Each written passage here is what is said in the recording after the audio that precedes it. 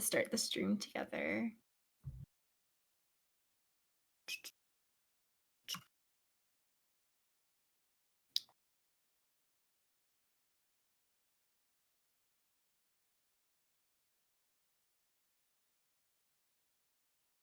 Okay, stream quality options. GG first serve. um, okay. I feel like I should just like play some background music. Like, I know I haven't in the past, but it's nice. Yeah. I will not play My Chemical Romance.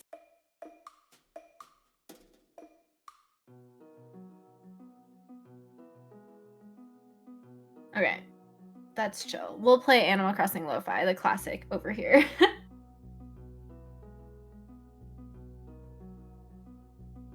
Okay, let's see.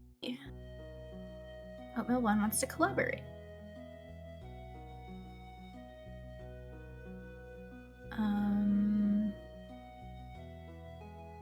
Oh, shared chat started. Okay. Yay! Okay. I will ping, but let me update my first leaderboard.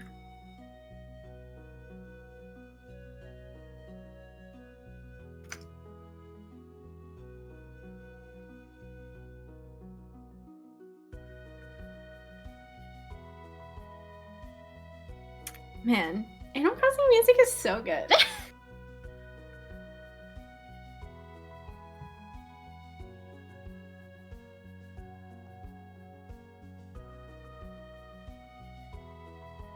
Ooh, nice. You need to stream more when I can grab first so I can catch up to Staxy. Yeah, Staxy is a lot.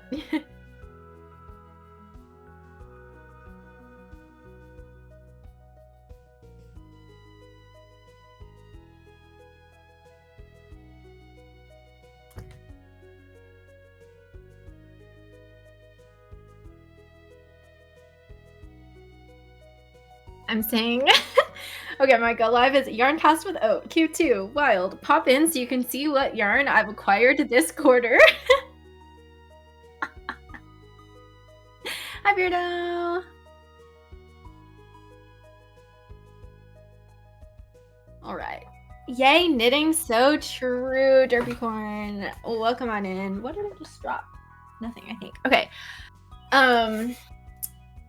So ignore my pigtails because I just got back from back from paddleboarding like 10 minutes before our said start time, and I was going to eat my rest of my lunch on the water, but then it was like too windy. So my friend checked the forecast and she was like the wind forecast or whatever, and she said that it was like 9 miles per hour of wind, which was quite a lot, and there were lots of boats out. So sorry, my stream who could not hear me until now. I don't Oh. know what happened. Anyways, good thing I noticed that. Hi, Staxy. Hi, Staxy. Sorry you didn't get first. Yeah, so I have, so I am trying out Cook Unity, which is like a meal delivery service, okay. kind of like Factor, so it's like pre-made meals. So I ordered one salad for this week, and that came in, or that's what I'm eating right now, and that arrived like literally today. Nice. So I'm trying it out just because I haven't been cooking. Yeah. And I feel like this is better than like ordering out all the time. So I guess we'll see. Is it good so far? Mm-hmm. Nice. That's good. I've never tried anything like that, but I've heard good things from people who have, like, meal prep services and stuff. Yeah, I'm not like the biggest fan of HelloFresh. Just because like everything is just individually packaged and it feels like a waste. Yeah. And I'm like, if I'm ordering stuff for delivery, I don't want to have to cook it. Yeah. No, so, that's real. That's true. Yeah, mainly James did some work this morning on processing our tomatoes from the garden into tomato sauce. So we're gonna have a whole bunch of tomato sauce instead of a whole bunch of tomatoes. So, you know. But tomato sauce is good. My friends who grow tomatoes also do that too. That sounds so good. Yeah. Okay, well, I think that Factor or Cook Unity should sponsor me instead of HelloFresh. So, also, say hi to my goat. Oh my gosh, hi. My goat is currently on top of chat. I've been having him sit on the corner of my monitor. That's so he's cute. My little goat. I was asked what his name was, and I said his name is Nerf. So this is Nerf, apparently. Nerf our goat. My friend. So cute. Right. Wait, was that a solo trip to the enchantments? No, I went with 2 other people. Oh God, if I no, I just didn't know. Yeah, I went with 2 other people, so we had 3 people total. Okay. And we had core enchantments permits. And the way that the core works is it's permit by person. So the enchantments has like multiple different sections. And so some of the zones, it's by number of permits, and you can like add whoever onto the permit. But then for the core zone, which is the most popular zone because it's like right in the middle, it's the most gorgeous part, it's the reason why people go to the enchantments. That one's by person. So we had a 3-person permit, and I had 3 friends that we applied with. Well, 3 total, 2 friends. Yeah. Nice. And yeah, it was fun. Cool. 3 is a very awkward number to go camping with, though. Okay. I feel like, or backpacking, because I feel like I have a 2-person tent. I have like a 2-person sized bear can. Like, so we had 3 people, but we brought 2 tents. Only 1 bear can. Yeah. That was fine and stuff like that. So yeah, 3 is definitely an awkward number, but it works. Got it. Yeah. That's so fun. Yeah, we've been talking about doing some camping. We want to go down to Catalina Island eventually, which is like really beautiful. In Southern Your trip California. that was going to happen. Yes. But then we were like, maybe we should do some more beginner camping before we do that, just to like something more local where we're not like trekking our gear down to SoCal, you know? Oh yeah, that's fair. Yeah, I mean, I do think that like any drive-in campsite is like super easy, super convenient, because a lot of them also just like have a basic bathroom and have like running water and everything, so you don't have to worry about that, which is really nice. Yeah, but I'm excited for that eventually, but yeah, not this summer. Probably. Yeah, I need to do a chill camping trip, maybe later. I think last year I did one like September or October, and that was really fun. So I'll probably try to do that again. Nice. Seems like prime knitting time. Yeah. I'm going to be working on one of my whips that I'm going to be talking about during this, while also eating. But I guess we can go ahead and get started. Q2. Yeah, our last podcast was April 19th, 17th, something in the teens. Like that. And then July 13th. So it's been 3 months. 3 months. We have has a lot of things, a lot of actual objects to talk about, and I've got a few. And just wait for the acquisition section, guys. Like, you are not going to believe it. It's gonna be blown It's gonna away. be great. Yeah.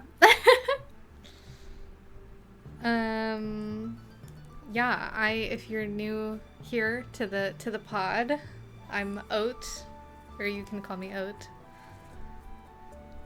Oh, do we normally intro? I don't know. Now that I'm putting things on YouTube, I'm like, true. Yeah, me too. Oh, I need to link your video in my video description. I should do that too. Yeah. I think that, like, your name is in the title, but I don't think maybe one of them I have a link to your stuff, but not all of them. So I need to do that. That's a good idea. I think maybe in our Celeste Scattered and Lost VOD, I think maybe I linked your channel, but I'm not sure if I did for any of the knitting podcasts. So. Yeah. Okay, we can figure that out. Oh, April 13th. 1 week off. Oh, wow. We're exactly 3 months away. Well, look at us. Okay. How organized and efficient are we? So organized. That's definitely intentional. But and I'm Chris. Hi, Chris. You can call me Chris or KB or Chrisanne or Chrysan. And we just do a traditional format knitting podcast where we talk about finished objects, works in progress, and then any acquisitions, yarn we've acquired, or yarn related things as well. So yeah, we can get started with what we're wearing today. I think we both have nitty garments. I almost didn't, but then I was like, I should put something on. I was like debating, and then I was like, no, it's the podcast. I have to. Yeah. I mean, I was like, either I wear like my bikini top and my cover up, or I can just change into something that's knitted. Yeah. Do you want I am. Yeah, sure. I'm wearing the Slanty Stripes top, which is a pattern by Emily Curtis. I finished it sometime last year, like after Flock. I was like attempting to make this for Flock as like a second top, but was not successful because these contrast colors that were used are part of the Explorer Knits and Fibers Seattle collection.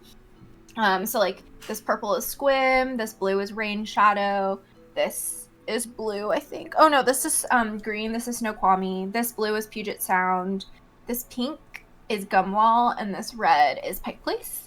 And then the main color is just like a Explorer Knits and Fibers Leave No Trace colorway that I got. That's just kind of mostly white with a little bit of blue variation. Like I think it might have been one of those skeins where they just like mop up extra dye, or like some mistake one like for Fia or one of their colors. But yeah, so that's what I'm wearing. Nice. Such a good one. What is the Hive Night part? Oh, in the in the intro. Hive Night. There's Hive Night. Oh, I don't. It might have been. I think it might have been created when I was running Hive Blood or something like that. So it's just for you, Bex, actually, specifically for you. Hi, also, Bex. Also, Serp was wondering, was this on a previous yarn cast? Oh, yeah, it was. I think it was probably on the Q3 from last year, because that was the section of year that I finished it in. Yeah. I am wearing my vacation vest. This is a pattern by Park and Knit. I'll stand up a little, see if I can get. It's just a pretty basic, like, sort of cover-up vacation vest type of thing. You have like this ribbing on the edge that you work at the same time, and then it just has like a hook and eye closure here. I need to put in another one like down here, but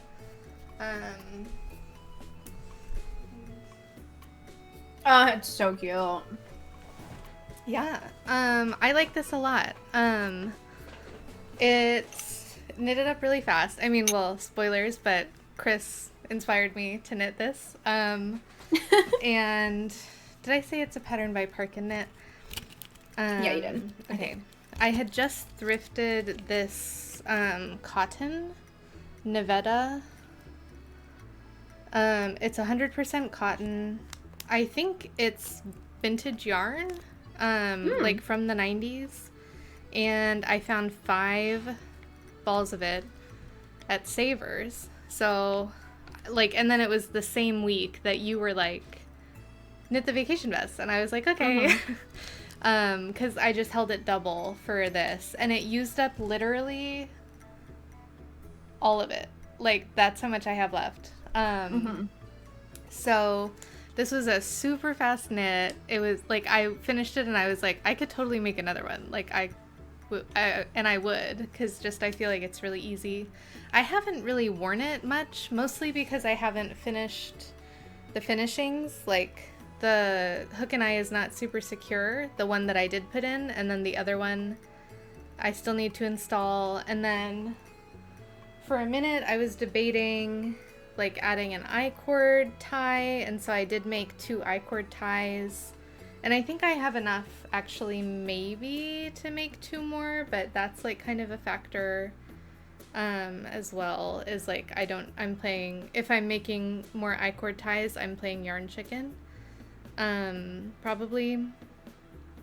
So, I'm not really sure how I'll, like, go about finishing the finishings, but I made this specifically to wear to Outside Lands, which is a music festival in my area. So I'm really excited. I'll probably wear it just like with some shorts or something. Well, depending on the weather. But yeah, probably just like this over like a little bralette. So it's cute. I like it. It knitted up literally in like 2 weeks, I think. Like it was so fast. And like for some reason really motivating to work on it, even though it's like just stockinette. I don't know. I was like just really like, yeah. I think because you see progress so quickly in the worsted weight. Did you change needle sizes at all? Good question. Oh, I was gonna have my iPad so I could look at Ravelry really easily. Oh right, I took notes on Discord. Let me open that. I think because I don't think that I gauge swatched. I did the back panel and then I blocked it and measured my gauge. And so I think I was on gauge, or I have 17 stitches and 26 rows, and the pattern is 18 stitches and 23 rows. Oh, nice. So my gauge was a little larger, which I think I had sized down. So I was okay with like it ending up a little looser, because it's supposed to be like a relaxed fit, but since I had sized down it would have been tighter, but then my gauge was looser, so overall I'm happy with the fit. Yeah, I do have these sort of baggier pants on now actually. Oh yeah, that's cute. So I love that. I do feel like that's a cute outfit. I just need to finish the closure is the main thing so that I can wear it more regularly. But yeah, I'm really happy with it. And that's one of my finished objects from this quarter. So yeah. Yay. How was sewing on the Hi Brett. How was sewing on the hook and eye? It was pretty easy, I guess. Like the only thing is I haven't been happy with like the tightness, I guess, of like how it's sewn on. Because it kind of pulls a little bit at the fabric, like on the inside. So I feel okay with this now, but the first time I did it, like I did it and then I redid it. But I'm much happier with this. I think I need to tighten it up like just a little bit, but it wasn't too hard. It takes like a few minutes and there's a video on how to do it. So, yeah. But cute. Love it. Yeah. Yay. So I know you have more finished objects than I do, but I feel like for the thematic, I should just go ahead and talk about my vacation vest. Of course, I agree. All right. So as Oak kind of alluded, I also made a vacation vest. Woo! And I obviously had to clap because for Oak's Outside Lands outfit, because I made this for Bonnaroo. Yay! Oh, there's a little thingy on it. Yeah, so this is my vacation vest. So good. And then I cord ties on it. So yes. It looks like that. You just did one set of ties. Okay. I just did one because I liked the look of the one. I know it's like really trendy right now to have like the multiple closures and stuff, and I do want to make a second vacation vest and do a hook and eye on that one. Okay. But for this, I think the I-cord ties, because that was originally what I was picturing. Yeah. So yeah, this is the same pattern, Vacation Vest by Park and Knit. I used Ritual Dye's Undine in the shade Siren, I think it was. Yeah, Siren. So it's like a linen cotton base, and I love it. I've also it's a fingering weight linen cotton, and I've used Kelburn Woolen's not Scout. Mojave, yeah, which is a sport weight linen cotton in the same percentages. And I do think the Undine is definitely like, it feels better. It feels like it doesn't like expand in the wash or shrink a lot or grow. So I am a big fan of Undine so far. And I have washed and dried this in the machine. I'm pretty sure I dried it. I put it in the machine, the drying machine too. I did put it in Delicate's bag still for washing. Yeah. But yeah, so it washed and dried super well. So really like Undyne. I'm so happy that I finally got to use it. I did hold it double because this is a worsted weight pattern and I use fingering weight yarn. But yeah, I've been wanting to work with Undyne forever because I've had it in my collection for a while. This is actually the second colorway that I got, but I used it first, but it's fine. Yeah, so what did I do? I made a size small. I used the pattern Rec 5mm needles. I did swatch, but I made a really small swatch. And I basically used all of my yarn as well. I like just put the yarn away, but I had like 2 balls that were like this small after everything. So yeah, I definitely used up like basically most of the 2 skeins that I had, which like the Undyne I think is like 300 something yards per 100 grams. So makes sense. Oh yeah, so I think I basically just made everything to pattern except for I did the I-cord. And I feel like nobody really talks about how they did the I-cord. Yeah. They're just like, oh yeah, I modified it to have I-cord instead of hook and eye. And I'm like, okay, but how? Yeah. And so I think like, yeah, there's the option where you can just make the I-cord and then sew it on to here. But I picked up the I-cord from the button band. Okay. So I picked up from the inside. So I basically like marked with safety pins where I wanted the I-cord to be after blocking. And I kind of just like put 2 safety pins and then like safety pinned them together. And that's when I was like, oh, should we do hook and eye? It's really cute. But I continue with the I-cord. And so I just picked up 3 stitches. It looks like in the same horizontal row. I think I actually tried both picking up vertically in 3 stitches and also horizontally in 3 stitches, and I ended up liking the way that the 3 stitches horizontally looked better. Yeah, it looks like it was horizontal that I did. So I picked up 3 stitches there, and then I used a Cordsmith. Also, I did my I-cord ties holding the fingering weight single because I wanted it to be thinner. And yeah, I just used my regular side Cordsmith to make the ties. I think it's about 12 inches, 11.5 inches, something like that.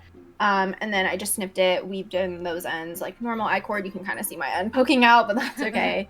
And then I repeated the same for the other side. So that is how I did the I-cord modification, picked up from the inside of the band horizontally. Nice.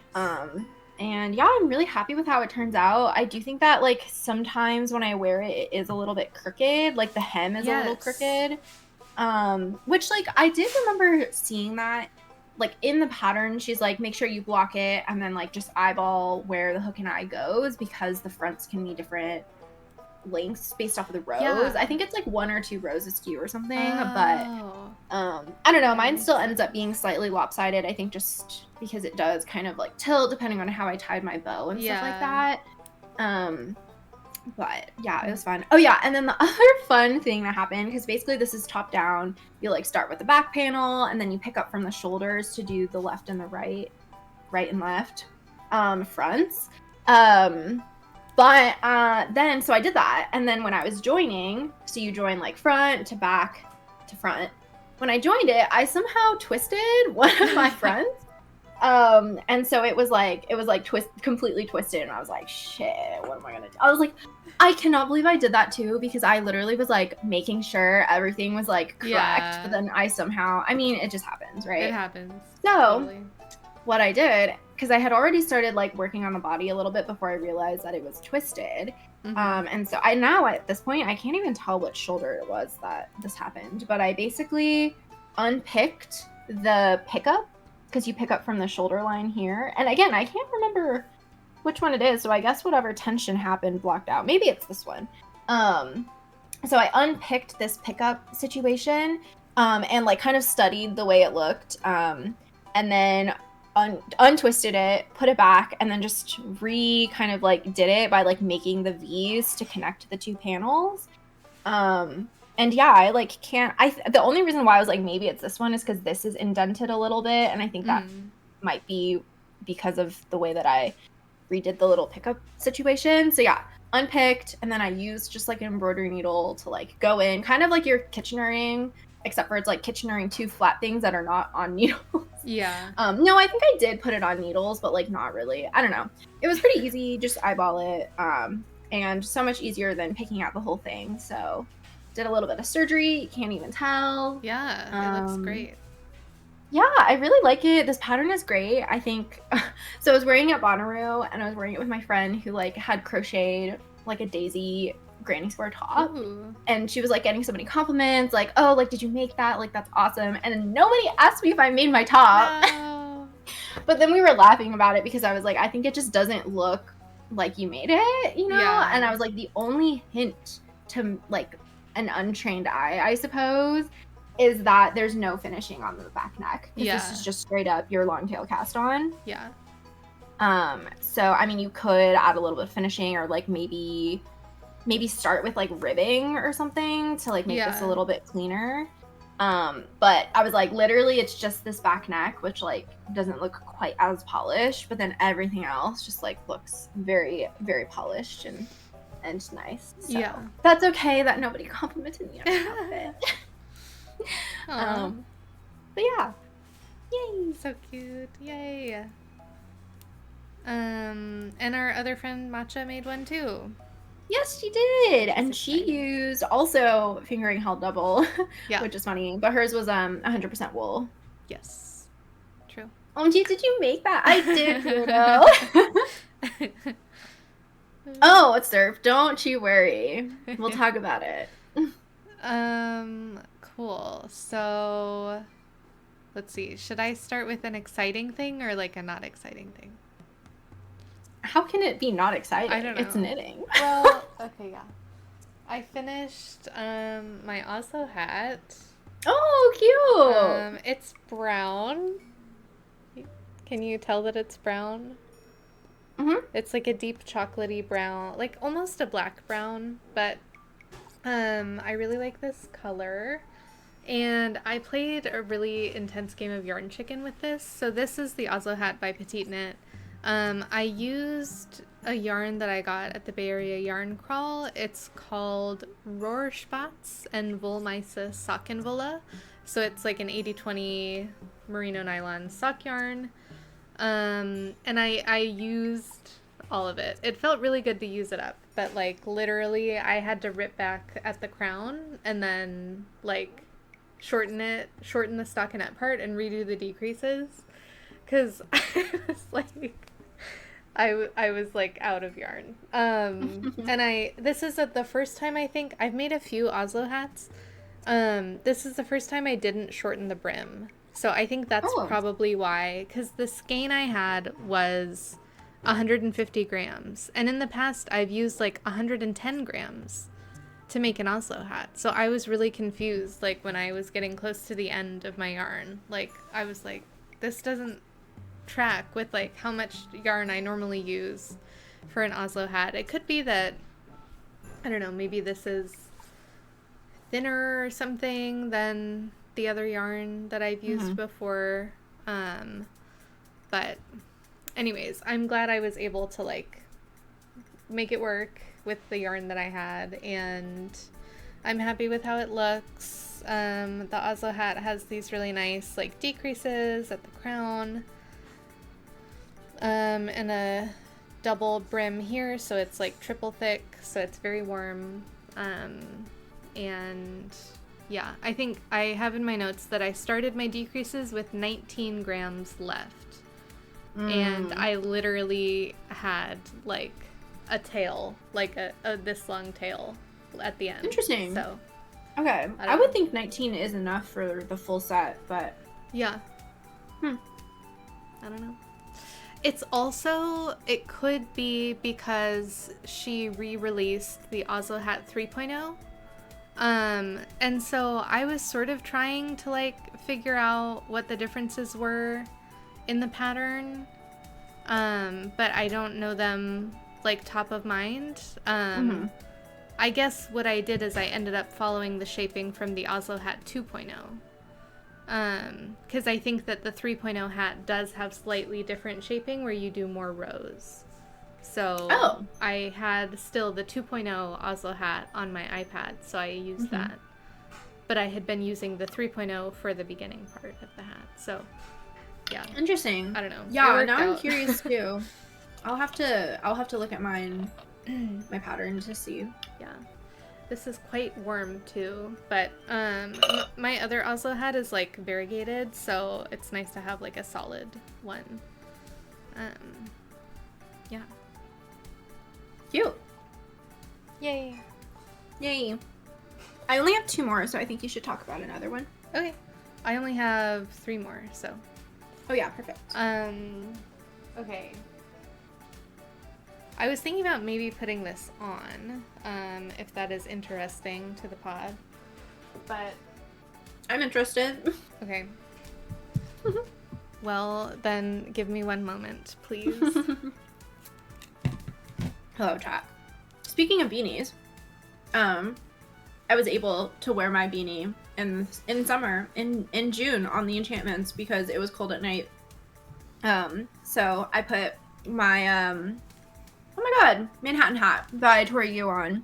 I brought that on the trail, and then once, basically, oh my god, like the sun crossed the mountain and then it got cold. Like the sun was like keeping us so nice and warm, and then the minute the sun went down, we were like, it's cold. And I put on like all of my layers. So, oh yay, okay. So I got to wear my hat, but yeah. Oh, nice.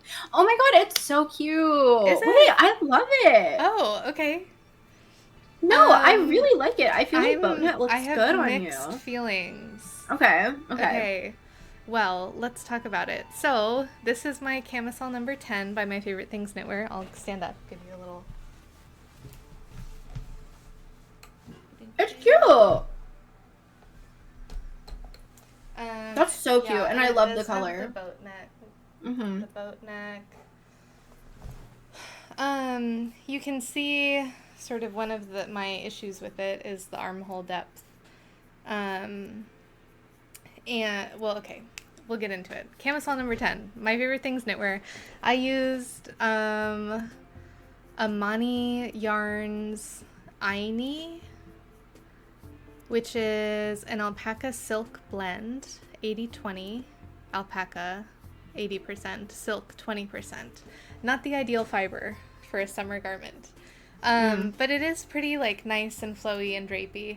I have had, like, seeing it now, I guess maybe with my hair down, I'm like a little bit more like, okay.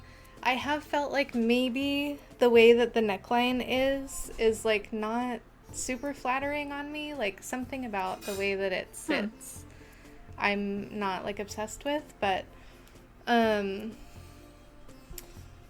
don't know, I think maybe when it's like sitting, when my hair is down and the neckline is not as much the focal point, maybe it's better. But this is just like a very simple, like no finishing here, no finishing at the bottom hem. You can do an I-cord optionally. It has some of the, or like, it's like literally like a 1-stitch I-cord, I want to say, like at the edge. And the construction is pretty cool though. So you start in the round actually. And you knit like this part in the round, and then you split for front and back. You knit those. You do some armhole shaping, and then you join back in the round, and knit it down that way. So, and I used the recommended needle size, and I got 19 stitches and 25 rows in 4 inches, which is 1 stitch tighter than the pattern recommended. But this is supposed to have like 0 to 2 inches of ease, if I remember correctly. So 2 to 4 centimeters, so, which is funny because it says it has a loose fit, but that's not too loose. Yeah, so it was a nice knit, but I do feel like the armholes are kind of my problem with it. So it's not just that they're like a little deep, it's that like this in the front feels very loose, like this is pretty far in. So like if I'm wearing a normal bra, like you can see a little bit of it. This is a bralette, so it comes up a little higher, but like you can see like a tiny bit of my bra. You can't see anything here. but it does feel like it's sort of always threatening to like kind of come in too far. So maybe an elastic in the armholes could help, but yeah, and I knit the size large as well, by the way. So I do really like the color on me. But yeah, I haven't been like completely obsessed with how this turned out. So I don't know, seeing it now, I'm kind of like, oh, it's cute. No, I do really like it on you. I wonder if, because one thing that's in the vacation vest is she recommends doing like a single crochet around the armholes if they're too gapy. So I wonder if that's something you could do here also. That's you true. could, even add like an I-cord, like this cinched in, this armhole, like I think this armhole is too tight, but I still wear it. But the like this, I think it's just a 3-stitch I-cord. It might be a 2-stitch. No, it had to have been 3-stitch because I used my Quartzmith, but this like cinched this in a lot, so that's also something maybe you could do. But okay, yeah, I could try that. Yeah, no, like it. I do think it's cute. It's also symmetrical, so there's no short row shaping or anything. It's like, again, a very simple pattern. I think the Sabai top is very similar, like incredibly similar, but I think that one does have short row shaping for the back neck to raise it up a little bit. So because I think it sits fine though, but I did at one point, maybe before I blocked it, I thought short row shaping would be helpful. So yeah, but that's my camisole number 10. I do have 2 full skeins of this yarn left over, so I don't know what I'm gonna do with it, so because I used 5, I think. Oh, for this, yeah. Oh, are they 50? I think so. Yeah, 50 grams. Yeah. I had 7. Well, I used 5. Yeah, I mean, I'm gonna have a dilemma similar, so we can talk at acquisition section. Okay.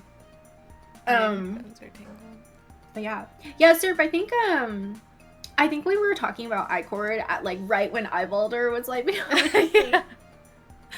and then we were like, wait, what does the I in I-cord stand for? I don't know what the I in I-cord stands for. It's just an I-cord. Yeah, maybe it's itemless, except for you definitely use items to make an I-cord. Yeah, I don't know. So I don't know. Maybe we should discover what I-cord means. Who named it? Maybe. Who knows? Oh, okay. This does also, the boat neck ties into like somewhat of a journey that I've been on about discovering my Kibbe body type. What is that, like just like the name of it's like this body type system philosophy, which like I don't completely prescribe to body type systems or whatever, but it did bring about a revelation that I have broad shoulders. I didn't know that. So wide necklines like this are flattering on me, according to this system. But I agree with that part of it. So that was something I didn't know before that I feel like I learned, and then I like went through my favorites and like was like looking for patterns that were like flat or like that would be wide neckline that would be flattering. So interesting. What is Serp has searched Elizabeth Zimmerman rediscovered a name, the I-cord, called a stay lace. I stands for idiot because Miss Zimmerman thought the technique was so simple anyone could do it. I That's like so that. Funny. I think it should be called the idiot cord. And idiot because like it's pretty simple, but it actually isn't that simple. Yeah, true. Yeah. Like my I-cord, if I do it with needles, it falls off my needles so much. Like if it's a standalone, That's real. Idiot Balder. Idiot Balder. I mean, where's Nerf? Is he we're not wrong. Idiot Balder we're not right wrong. But so the body type, what like how did you come about like discovering the wide shoulders? Like what kind of did they just have like images and you're like what fits you, or did they like have measurement like Oh no, I literally measured. I had never thought about measuring my shoulders my shoulders are the same circumference as my hips. So, like, literally, like, broad shouldered. Well, you know, proportionally. So how do you measure them? Like this? Yeah, like or just do you like measure that. differently? Yeah, Okay. just around. So that was a revelation because I was like, I always thought I was pear-shaped, but so I would like sort of wear things that were like more narrow on the top, I guess. But then I was like, oh, I should be wearing things that are like wide on the top. You know. Learning. Yeah. I feel like I didn't really think about broad shoulders either. Like, I always like oversized things because I don't like when things are pulling at my shoulders. And then Laura Penrose was talking about broad shoulders in one of her podcasts for one of her, I think it was her colorwork sweater, just because like circular yokes just tend to like have weird fit. Like, it's like not as customizable, and so she like kind of added shaping option. It was basically like you size up for in the shoulders, and then you like split the sleeves differently or you decrease. And I think I tried to implement something similar in my Lumina, but I think I do have broad shoulders too. Yay, not that was the most accurate measurement, but I think she talked about something about your shoulders compared to your bust. Like there was like some like difference in there too, and then I measured then, and I was like, oh, okay, I do have broad shoulders according to that. And then okay, not that I measured my shoulders very well, but supposedly they are broader than my hips, according to whatever I just measured. So yeah, so I mean, learning, figuring things out, crazy revelations. But that's my camisole number 10. I'm like of two minds about whether I would knit this again. Because the recommended yarn is pure silk, and I'm like, knowing that the armholes turned out too deep, I could shorten them, but then silk tends to grow. So like wood shortening, you know, like, I don't know. But I do think it would make a really cute, like, nice feeling garment to have it in the pure silk. I don't know. So yeah. And I do like, I think I'm happy enough with it, and I know what I know now about the armhole depth and everything, that I could make it again. But I don't, you know, I don't know. I don't know. We'll see. But it's my first summer garment. Hi, Kuro. First summer garment? Yay. Yeah, of this year. Yeah. Cute. That's all about that. Can you even see my matcha? Not really. Oh yeah, it's like here, so I'm like, I can't really tilt it enough. Okay, I need to get out of this actually, so. Yeah. BRB. Yeah, no worries. But yeah, I have always wanted to make a pure silk garment. I don't actually have knitting for all of pure silk, like a full skein. I have partials because I made like Sophie scarves holding pure silk with a merino held together for gifts. So I have some left over in my stash, but it's not enough to like make a top or anything. It's like probably 20 grams or something like that. But maybe one day. My bottle. Oh yeah. It's from W&P. Yeah, W&P. They're cute. It's ceramic on the inside. Ooh. So, yeah. Nice. Okay. I guess I'll talk about my sweater. This is the one that I was going to talk about first, but because I finished it first. I basically finished this end of April, but this was my first ever test knit. Yay! Which I finished in April. I literally finished it like a couple days before it was due. Like, I think a day before it was due, and then I was like driving to Portland. So I like blocked it, threw it in my back seat, and was hoping it would dry by the next day so I could take pictures to submit it. It didn't fully dry, but it was dry enough. Yeah. Not really that dry. And so I like took it on a hike that I did in Portland to like take pictures of it outside. And so in the pictures, it looks very large because it was still a little bit damp. And then once it fully dried, it was not that big anymore. So, but yeah, this is the Mara pullover. It is a pattern by Wilbur Knits. and I test knitted it. Also, my friend Nicole, our friend Yay. Nicole, was part of the test knit too, so that was really fun. And that was nice though, just because I feel like everybody was really friendly. There was an Instagram DM for all the testers who elected to be in the DM. And I still like felt shy like putting feedback in the Instagram DM. So then I would like ask Nicole first and then I would put it in there. Yeah. And she would ask me and both of our feedback made it Oh, into nice. to like she like took it. I mean, actually I haven't read, I know I have the final pattern and I haven't read it, so whatever. But she did take both of our feedback. But yeah, I made the size 2. I used Explore Knits and Fibers, Rocky's DK, and the color. Why am I forgetting? It's not Woodland. It's not Balsamico. It's the other purple that she has. I'm forgetting the name of it. That's okay. Yeah. This was actually like from one of my very first, from my first Explore Knits and Fibers order ever. But yeah, I used the pattern size needles, which are 4mm. It's really cute. What was the situation? I did helical knit this because it's broken rib. So it's just a 2-row repeat. So that was pretty easy to helical knit because I would just like knit, and then once like I have my like join to the new yarn, then it would be a ribbing row, and then I would like switch and it'd be a knitting row. So it was like pretty easy to keep track of that with helical knitting. Yeah, so the main pieces of feedback that I had with this specifically was originally I just like it was for science, honestly.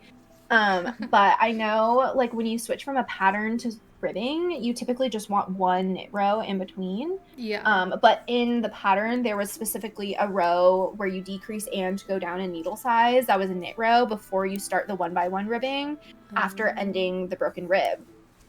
In the pattern originally, like the test version, it doesn't tell you whether to end on a knit or a ribbing row for the broken rib. So I was like, intuitively, I was like, I should end on a rib row, do this extra row and knit, and then proceed into 1x1. But for science, and because the pattern didn't say anything, I was like, I'll end on a knit row.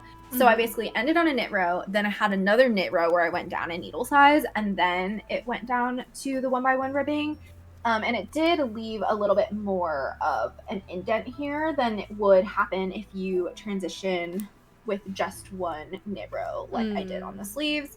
And on the sleeves, I think it might have been specified, / if it wasn't, that's what I did. And all the testers, they were like, oh yeah, I just ended on a ribbing row. And I was like, okay, but for science, I wanted to end on a knit row. And then I think Brianna took the feedback and was like, yeah, let me add which row to end on in the pattern. Yeah. So that was feedback 1. And then feedback 2 was on the sleeves. Let me see if I can find the correct sleeve. Okay, this was the first sleeve that I did. And you can see, whoa. Let me find it again. You decrease on the sleeves, and you can see these decreases on this first sleeve look very neat. They were just kind of like centered around this knit stitch, and then like gets close together. Then you kind of had columns where you had knits next to each other, but then you decrease again, and it's back to the ribbing pattern, stuff like that. So it's super, super neat. However, on the second row, originally in the pattern, she had it so that you were starting on a purl row on the second sleeve. And so it made these decreases a lot more messy. You see that here? Like there's just like a weird jog here, weird jog here, weird jog here. And I think by here, I repositioned my beginning of round so that the knit stitch was first. And then you can see that the decreases are cleaner here. So that was my other feedback I gave for recommending to move the beginning of round so that the decreases would look a little bit cleaner. Nice. And she also took that feedback. Yay. I think she said. Yeah. And so yeah, being a tester is like kind of fun sometimes. Yeah, that sounds fun. But yeah, I think it was just one of those cases where so the Mara pullover is the V-neck pullover. But she has like a Mara cardigan. I think she has a Mara like crew neck as well. Like this isn't her first Mara pattern. So I was like, some things with the patterning and the decreases, I was like, why would it like, why would this be a mistake? You know, I was like, maybe this is intentional, to not have the info, because like she's put out like broken rib patterns before, but some of them, I think, like with the sleeve thing, she just like forgot that's something that she did, so she didn't put it in the pattern. Yeah. And then I think for the ribbing, it was probably just one of those that people like intuitively were like, yeah, I'll just end on ribbing. But I was like, for a beginner, they wouldn't necessarily know. And yeah, so this is a really fun experience. Yay. Very fun. I do remember mentioning this in the last podcast, but I attempted to start doing this continental with full-on like continental ribbing. Like I normally do combination. Ooh. If I knit continental, I normally do combination rib, where you do the pearls yarning over the opposite direction. But because it was broken rib and I wanted my knit rows to be like easy, I did like real ribbing, and then that was hurting my wrist. So somewhere along like the beginning of it, I just switched back to English like normal. I think I remember literally I was like in the beginning on the Raglan increases watching Nebula, and I was like, I had to take like 10-minute long breaks between every row because my wrist hurt. And then I just switched to English knitting, and then my wrist wasn't hurting. So because it was my left wrist that hurts with continental. So I'm just like over here chatting, and then I like don't chat for like 5 minutes so I can do a row, and then I'm like chatting again. Anyway, so Nice. very fun. Yay. Sweater. Cute. No, it turned out so good, and it's such a crisp color. Yes. I love it. Okay, my memory has just been like failing me. Like I just like am forgetting things that I normally would never forget. I don't know why I can't remember the name of this color, but I will find it. It should be relatively easy to find. What's a memory? Oh my god, I think it's called Dusk. I haven't opened it yet. It's called Dusk. Okay, I didn't open the picture, but it came to me. All right, it's called Dusk. The colorway. So, and I don't think she's offered it since I bought it. So. Oh, wow. Exclusive stuff. Yay. Okay, speaking of sweaters in the summer. I mean, I finished mine in the spring. Oh, okay. That's fair. That's fair. I did not finish my sweater. I've been in like a weird place knitting wise because I cast on a bunch of stuff like at the beginning of March. And it was a lot cooler then. And I should have cast on more of my like summer stuff back then, but you live and you learn. But I have finished. Oh my god. Oh, yeah, it looks so good. Sweater. Wow. Ugh. Wow, it's so good. So good. I'm obsessed. So this is the Storm Sweater by Petite Knit. I knit it using Drops Lima in the shade Dark Ivy, which I got on Wool Warehouse. I usually just go up a needle size for Petite Knit patterns.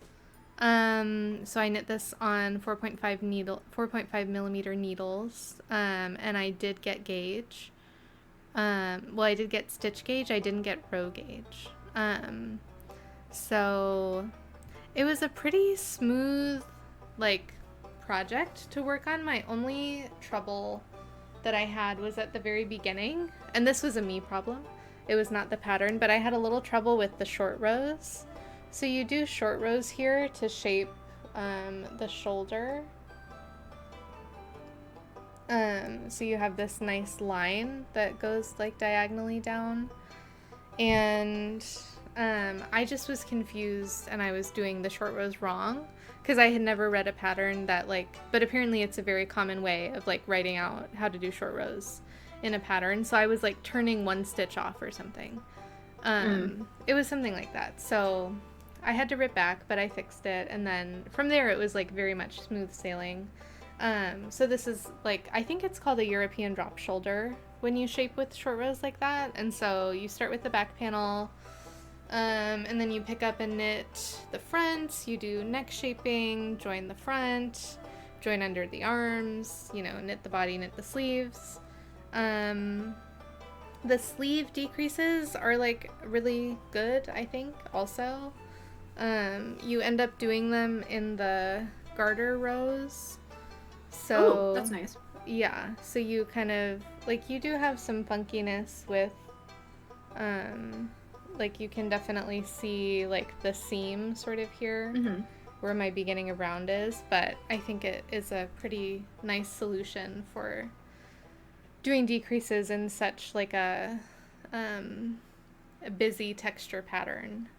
And then you just have 1x1 rib with tubular bind off on all of the edges, and I did the folded collar. My collar I think ended up a little wide still. I've thought about redoing it. Just because I know that I did do it wrong, like the way that you're supposed to do it compared to the way I did it is different. What did you do? I don't really know. I think I did it like the way you join the Oslo hat brim, where you like pick up a stitch and then knit those two together. But there's like something in this where you're doing like another step in there. Is there an extra yarn over just to make it stretchier? There might be. Yeah, it's something like that. And so I feel like my collar, I don't know. I don't think you can like tell by looking at it, but like to me, and then looking at pattern photos, like my collar just looks a little wider, like wider set than other people's.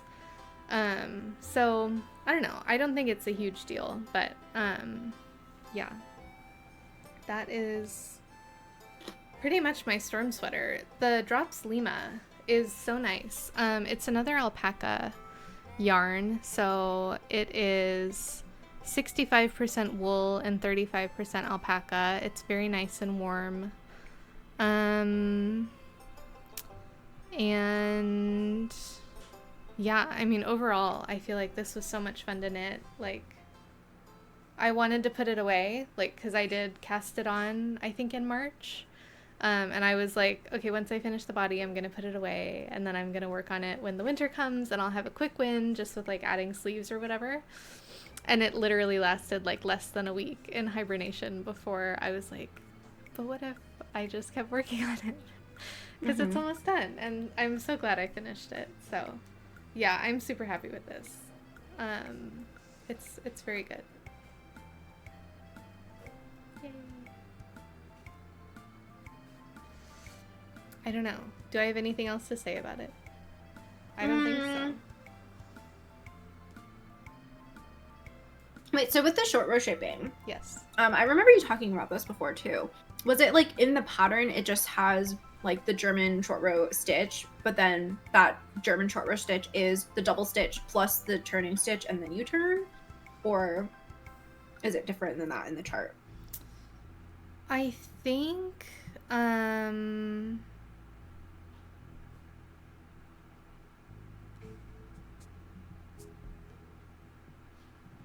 me open the pattern and I can tell you. So I finished my salad. Yo, Gigi. It says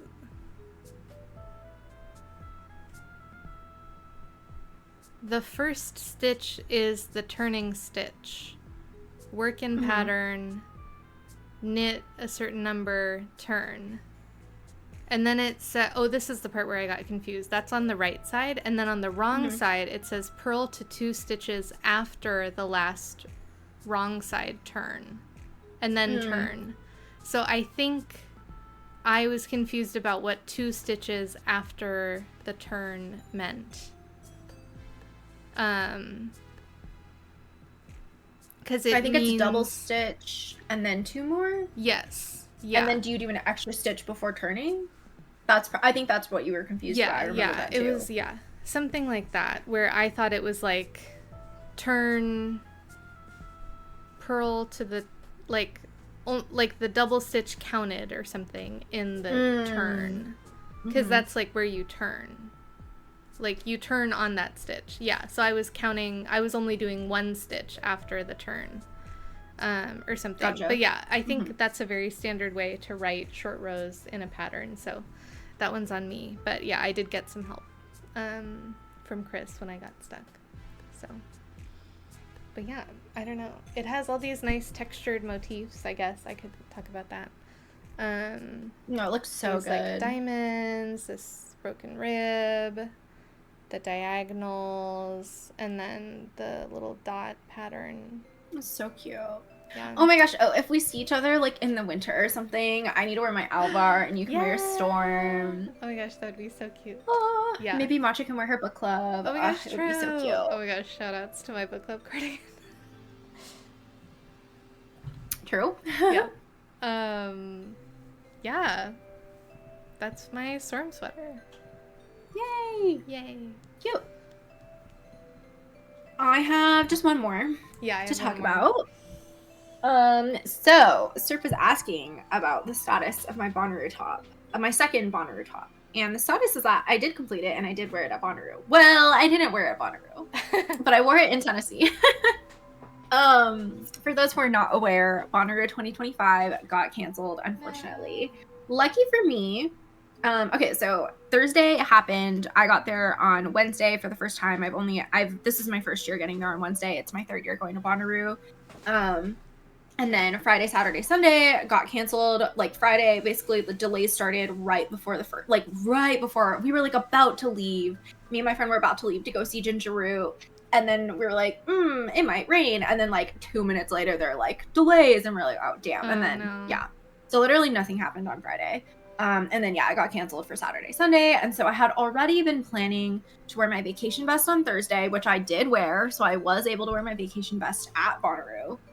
And then I was planning to wear this crochet top to match my friend on Sunday because I needed the time to finish it. Because I think I basically was just on the back panel when I flew to Nashville. But here it is. It really doesn't make any sense without it being on. Yeah. So basically it is this back panel, or sorry, not back panel, front panel. Okay. Which this is what I was working on. Where's the back? This is the front. This is basically what I was working on. You make chains. I did 63 chains. And then it's just like double crochets up here. And it's like super wide and loose so that you can have this kind of cowl neck. And then you basically only do 1, 2, 3, 4, like 5 for these straps. So instead of going all the way across, you like stop, you do these double crochets up for the strap, and then you cut the yarn, you pick up here, do these double crochets for the straps.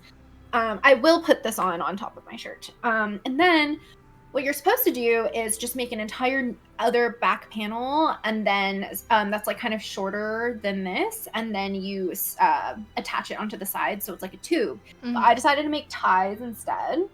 Also, all of this I basically just wung. Like, crochet is so easy to wing. Yeah.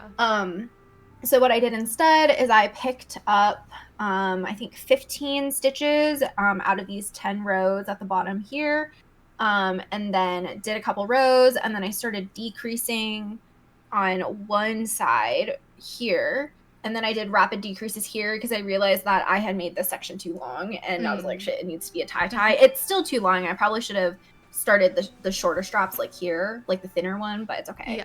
And then this is like 4 stitches, double crochet like that. So basically what happens is you tie the halter top up here, so it's like that, and then these back straps you just kind of like tie. It's so cute. Like that into the back, not over another knitted top, but yeah, and that just like gives a little bit more flexibility on how it fits. So I kind of like that. And then yeah, it looks approximately like this. And yeah, the pattern is called the Crochet Glitter Top by Beau Crochets. And in their pattern, they use lace weight sequin yarn with 5mm hook. I used this finger ring weight single merino yarn from Malabrigo. I think it's Malabrigo Machita or something, Makita, which is literally just their fingering weight merino singles. So it's like 0 ply, 1 ply, I guess. And this is actually probably like the first yarn that I bought, like one of the first yarns that I bought. Crazy. And so I still had it in stash, and I was like, okay, you know what, this will work, because I wanted something like drapier and like thin, since like the pattern is using a lace weight. I wanted to use fingering weight. I don't have any lace weight. And yeah, it ended up really nice, super drapey. It's so cute. I like it. It's really fun. It was really easy to make. But I'm slow at crochet now, so this double crochet panel thing took forever feeling. Yeah. It didn't actually take that long. Yeah. And then the straps and stuff were pretty easy. So, and then I had to weave in all the ends. I was like weaving in my ends while we were watching the F1 race on Sunday at Bonnaroo. Oh gosh. Which Kimmy got his first podium on during. Yay, Kimmy. Oats, like, I don't follow it. I don't know who that is, but last week she was like, what does Hulkenberg first podium mean? And I'm like, Hulkenberg's my other favorite driver. Anyway. Yeah. So it's so honestly good. It was a good day for like the two back-to-back, like, because I watched this race at F1, which I was weaving in my ends. We were like at brunch watching this F1 race, like still kind of delirious because like it's Bonnaroo. Not Bonnaroo, but like Bonnaroo in Nashville. Weaving in my ends, watching the F1 race. Kimmy, who's like my favorite driver, gets his first podium. He's like a newbie. He's like 18. His first season with F1. Okay. So cute. And then I missed the race that happened, I think the Canadian one that happened when I was in Enchantments. And then I watched the British Grand Prix last week, and my other favorite driver, Hulkenberg, who this is his, I don't know, like 200 something race. Like he's on a bad team driving a slow car, and he got his first podium. And I was like, yeah. That's crazy. I'm like ironically a Hulkenberg fan, but now I'm like, I can say that I'm actually a Hulkenberg fan, I guess. Anyway, so that's F1. Okay. This kind of is an F1-esque talk because my friend who I was matching with this, look at my blue sky for the pictures of us matching. She's the one who like is the huge F1 fan, and like I watch F1 with her and everything, so kind of an F1 related top. Yeah. It's so good. I love the color. Like these like stormy purples are like so good that you have. Yeah, I do really like this color. Yeah, and like so my friend made hers in like a teal blue cotton yarn, so ours were like super different, but it was cool to see. She also made a purple one, but she didn't like that one as much. Okay, bummer. Silverstone 2025. I don't even know what race is that. Is that the next race? I think it just happened, but I only know that because Laura Penrose posted a VOD because she went. Oh, that's the British one. Oh, that was the race from last. It was a really good race. That's why everyone was talking about it, and because Hulkenberg, like, who like literally is like in one of the slowest cars of the entire like season right now, like got a podium, and then it was rainy. That's why it was a good race, just because it was like unexpected. Yeah. Lots of things happening.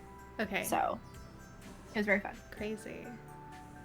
Yeah, I have a lot of friends who are into F1, and I'm like, I don't know what you're talking about, but I'm happy for you. I mean, it's funny because, like, literally Saturday, I, like, went to go watch this race, and then I was, like, restreaming the 112 race. Mm-hmm. And so I, like, got into VC. I'm, like, tired. It's 11 p.m. I'm gonna have to freaking restream until 3 a.m. And then, like, May and Scotty mentioned, like, oh, we should have Hulkenberg on the screen. And I was like, I mean... That's funny. It was very, culturally... significant on the day of. Yeah, that's so cool. I didn't even watch the race live. I don't watch most of them live, so. Yeah. All right, enough F1. Sorry. Well, yeah, my last finished object is, oh my gosh, finally finished another pair of socks. Oh, yay! These are officially my Barbie socks. I think they're very Barbie. And these are just some vanilla DK socks. I used this yarn that I picked up during the Bay Area yarn crawl again from Teal Torch Knits. They're a hand dyer, I think in Portland or in the Oregon area. And yeah, I cast on 48 stitches. Oh, I guess a fun fact is I tried to knit these toe up first. And then just like as an experiment for science. And the pattern that I followed for a toe-up DK sock, the gusset was like out to here.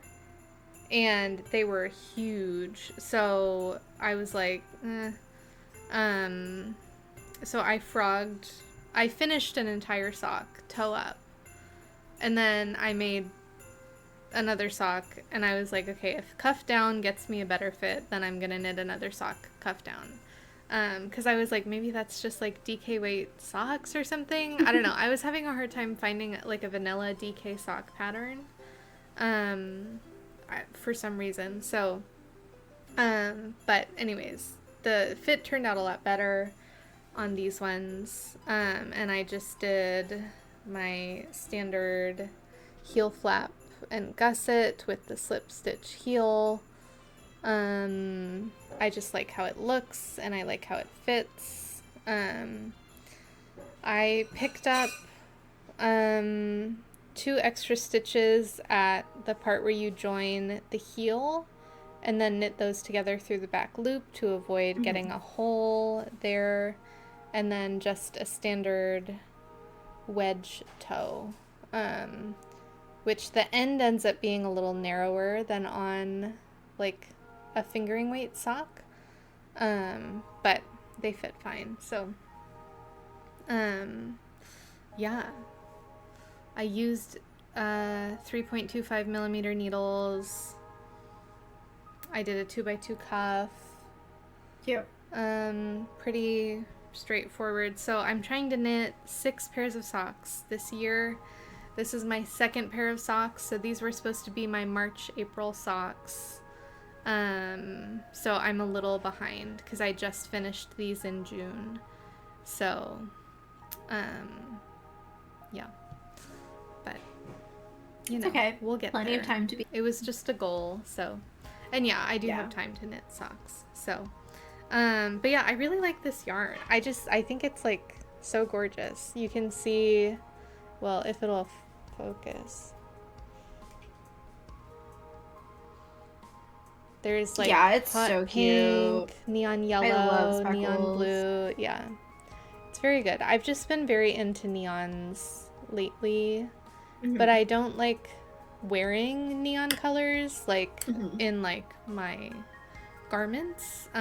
So like having it in like a sock I think is good. And so these will just be like some nice house socks for me when it's winter again, because right now it is too hot even to hold these in my hands. Oh, have you not really worn them too much then? No, yeah, it's so hot and they're pretty like warm, so yeah, because I was gonna ask, since you have now DK weight stockinette socks and fingering weight stockinette socks, like how they feel differently in terms of like wearing them. Yeah, I think these are like slightly squishier. Okay. Like they feel a little bit more like cushiony, but they do feel like they fit looser than my fingering weight socks, I think. And I don't know if that's like a me problem, like I need to size down again or what, but I think they fit well enough. But yeah, they are just like a little nice, like it's like a nice squishiness, like they feel a little bit more like a slipper than a fingering weight sock does. Yeah, so, that makes sense. Yeah, but I like them. I got to wear them a few times before I got to them. Oh, nice. Yeah, I was mostly wondering because like my only pair of DK weight socks are ribbed socks, and I don't have fingering weight ribbed socks, so it's like not really a good comparison. Yeah. But I've like wanted to make a lot more DK weight socks just because they're like faster. Yeah. But I'm just like not sure if I'll enjoy it. Yeah. The same as wearing like a fingering weight sock. So. Yeah. Yeah. Common with those kind of socks. With like a thicker sock. That makes sense. It does make sense. Yeah. Because I think just the scale you're knitting the sock at is like larger. So. And then like there's like less stitches to even like stretch. Yes, and stuff. Exactly. So my first toe up one, like even the cuff was loose. Like, so it was just way too many stitches. And then, whatever was going on with the gusset was, like, too much. It, like, literally, I took a photo of it, and it's, like, comically large. But, yeah. Those were my double check my pattern. I don't remember if there's an edge stitch on this or not. That was the last FO? That was my last finished object, yeah. Wow! Honestly, what a great... It was a good quarter, I think. It was a good quarter. I thought that I had, like, nothing to talk about, but I guess I had a little bit. Yeah. Getting some knitting done. You love to see it. Oh, I do have edge stitches.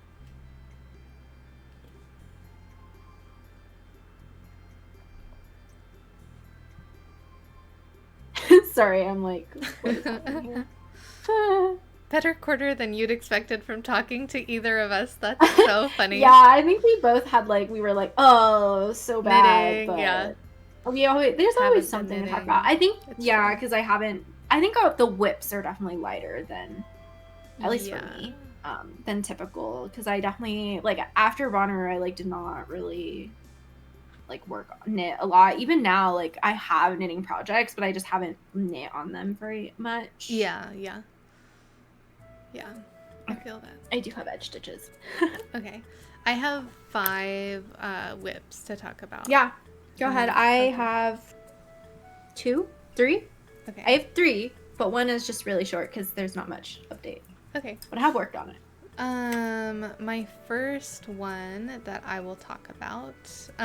So apparently, like, I don't know how this happens, but I had, like, 7 whips in May, and then... I don't know how. I just casted on a lot of projects in May. Yeah. And then in June, I cast on 4 more things. So, anyways, and now I have 5 things to talk about. So, like, the math is not mathing, but it's fine. Also, I frogged 2 projects back in, like, April. I frogged my Augusta lace scarf that I was knitting with the Pearl Soho camel. And then I frogged my Rose Ruffle Top by Mippy the Label. It was like a baby doll tank. Yeah. Yes. So I'm just mentioning that because I did talk about those last time. But I was, like, proud of myself for frogging them because I was not, like, 100% sold. Like, the Augusta lace scarf, I just wasn't enjoying working on. And then I was like, I'm not going to make myself finish this. I'll figure out something else to do with my camel yarn at, like, some other point. And then the Rose Ruffle Top, I just was not happy with the lace pattern. I've discovered that I'm, like, not super fond of lace knitting, but we'll get into that more. So anyways, this is also an acquisition. But I have been working on a traveler shawl. Oh, yeah! By Andrea Mowry. So cute. Yeah, it's like a nice set of colors, I feel like. And this is in Noro Akari in the color 43. So my skein is, like, collapsing, but it's like this nice colorful yarn.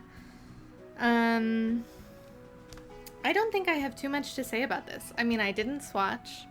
I kind of just, like, I didn't have a plan when I bought this yarn, and then I was sort of like, I found the traveler shawl, and I was like, yeah. Because I have 2 balls, so it would have also been enough to make, like, a step-by-step sweater, but I was like, probably an accessory, like, in this, like, colorful yarn would be better for me than, like, a garment. Yeah, makes sense. So, yeah, I'm happy with that decision, but I think it's coming along nicely. It is getting to the point where I'm kind of like, do I need to buy a new cable, like a longer cable, or am I going to be able to, like, squish? Because I have, I think, 5 more pattern repeats left before Because so pretty much you make this triangle and you're increasing, and then you pick up along this shorter edge, and then you make a triangle where you're decreasing. So Okay. like this will be like the point, but there will be more over here. So yeah, so once I get to the decreasing part, I think it'll go really fast. But I am at a point where like I've been increasing for a while. Rows are taking me like, you know, a significant amount of minutes. But I don't know. And it has just been hard to knit on something that's so woolly. Noro Akari is like one of those mega blends from Noro. 26% silk, 21% cotton, 15% rayon viscose, 14% mohair, 12% wool, 12% nylon polyamide. So, yeah. But I'm happy with this. I think it's coming along. And it just has this nice, like, knit pearl texture pattern that I think looks really pretty with the fading color changing yarn. Oh yeah, for sure. Yeah, because the Traveler Shawl, I think she originally like designed it for anybody who like has a handspun skein. Yeah. So like the texture looks good with those like subtle like, color changes. Yes. Yeah. That's that. Yay. I think I'll have some left over. Okay. So I was kind of like thinking about crocheting like a water bottle holder or something. I don't know. Maybe in my mind, I finish this before Outside Lands, and then I also crochet a water bottle holder before Outside Lands. And then I have a cute, colorful accessory with my vacation vest. Yeah. We'll see if that happens, but I have a month. Oh my god, yeah, because Outside Lands is the same weekend as Flock, so... Yep. It sure is. I also have a month. Yeah. Pretty much.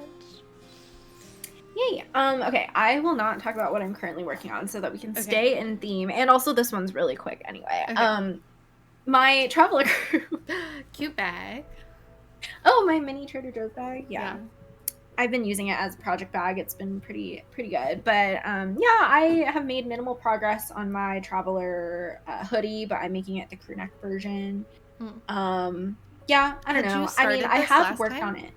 I had it started for the last podcast. I think I actually started it before the Mara pullover. But then I got the test knit, so then I put this down to focus on that. And then this has just been kind of like, you know, on the back burner. Like I bring when this was like basically the only thing I worked on between Bonnaroo and casting on these new projects because it's all I had. But I mean, I don't know. I probably should have like had a marker or something for where I was. Yeah. Whatever. But I mean, that's okay. This is the Traveler crew neck.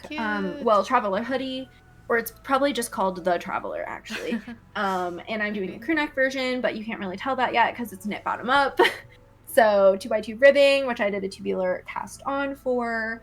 That same knit pearl texture that Oat is talking about. And yeah, eventually I will make it to the split. I know that this grows. I think I swatched for it. I'll check my swatch thing. I all of my swatches are like right here. Oh, no, this way, right here. Yeah, I do see my swatch for it. I'm pretty sure I did swatch, so we'll see. But I think even with the weight and stuff, this texture pattern grows vertically a lot. So I'm probably a lot closer than I think for splitting for sleeves. But yeah, still trugging along on this. I'm on my first 2 balls still, so because I'm alternating. Yeah, this is Explore Knits and Fibers, Rockies DK and Olympic National Park. Yay. It's so good. That's gonna be like such a staple. I know. Piece. I'm very excited to have it completed, but we'll get there eventually. Eventually, for sure.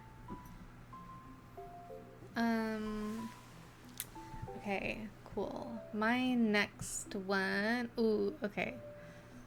Next. God. Okay, first of all, a moment for my bag. Yes. So cute. So I cast on, against my better judgment, a fingering weight tee. This is the beginnings of the Lunan Tee So by the Creabea, Rebecca Clow. And this is one of her like mega patterns where there's like the Lunan polo neck, and then there's the crew neck, and there's a fingering weight version and a DK weight version of the pattern. So I am knitting the crew neck fingering weight version. This is Sandisgarn Mandarin Petite in the color 2102. It's just like this nice yellowy color. I think will be cute. I don't know if it's exactly my color, but I think it'll be fine. But it's cute. Yeah, it's cute. And I like it. So, and this is like yarn that I've had. I like got on this kick of like trying to use up my like oldest yarn in my stash. Because I realized like I still had yarn from like 2023 that I like, or I was like close to using up all of my yarn from 2023. And I was like, oh, that's kind of exciting. And then I was like, wait, I can be on like a good rhythm where I'm like using things within a year of purchasing them. And I was like, that sounds really nice. So then I like started trying to like, this I purchased in March of 2024. So I was like, if I get that on the needles, like we're clearing,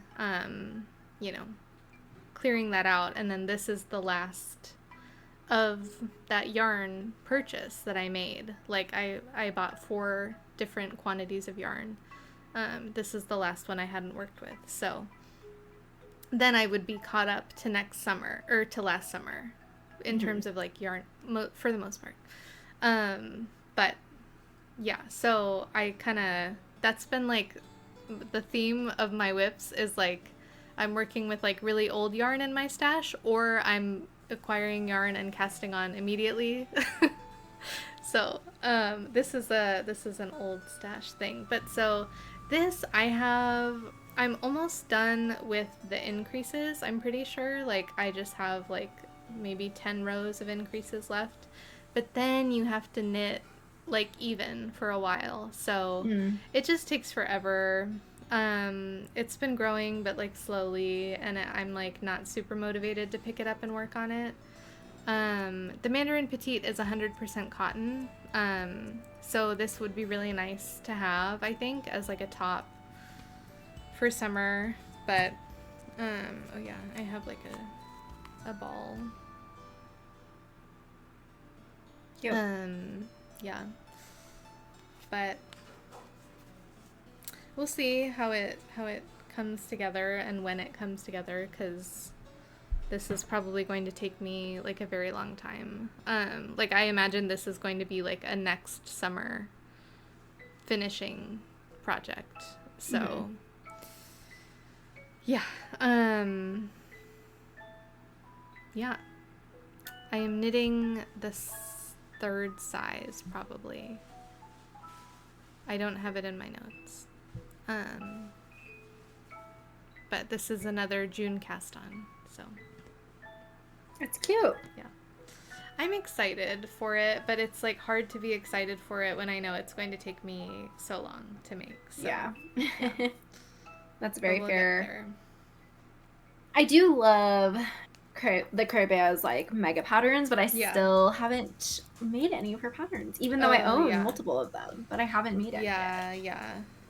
No, I think it's a really good like model for like designing. Oh yeah, for sure. Because I definitely would make like a polo neck Lunan, and like that's so versatile. Like if I had like a wool, I'm making the crew neck.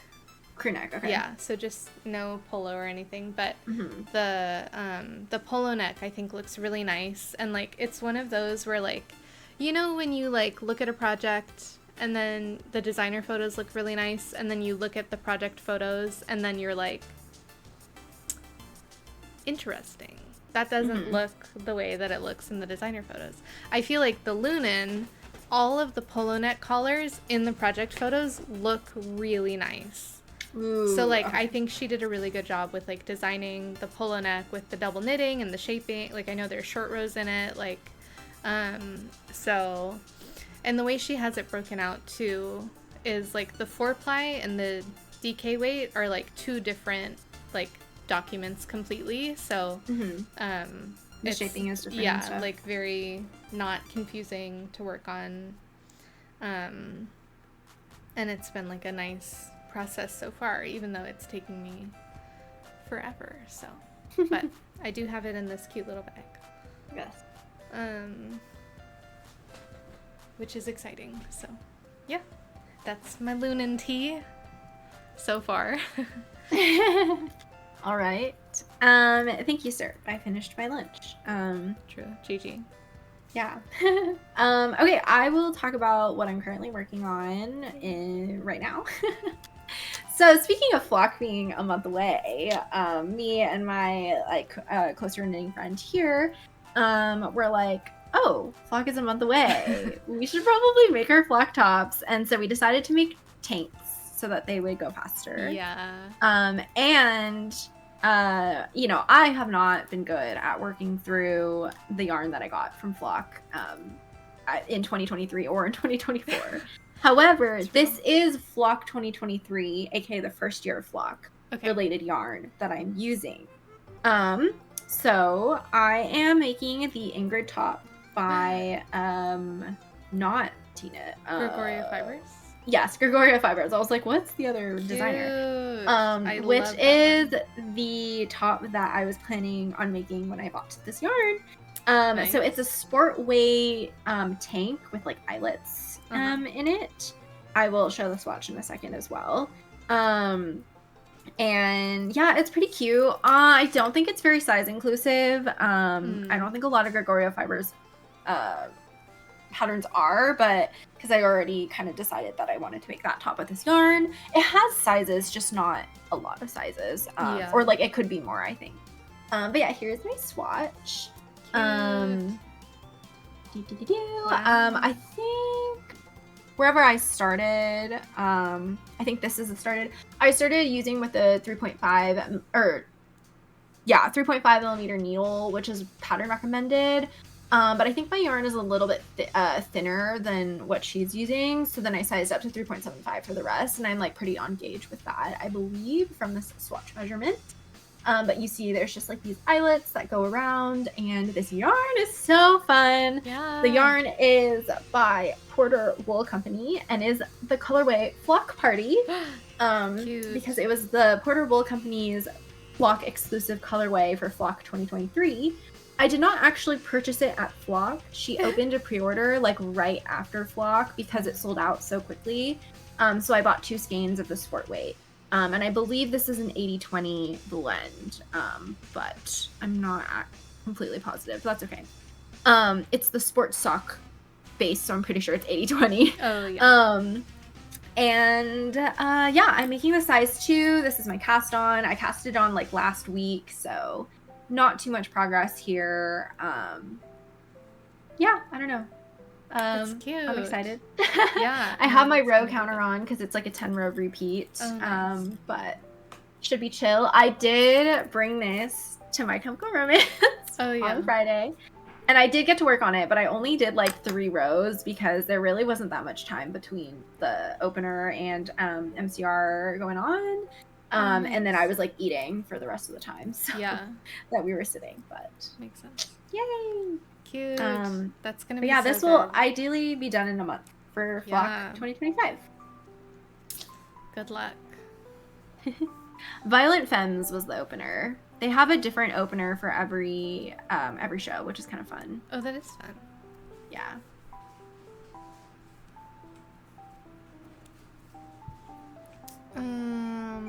Okay.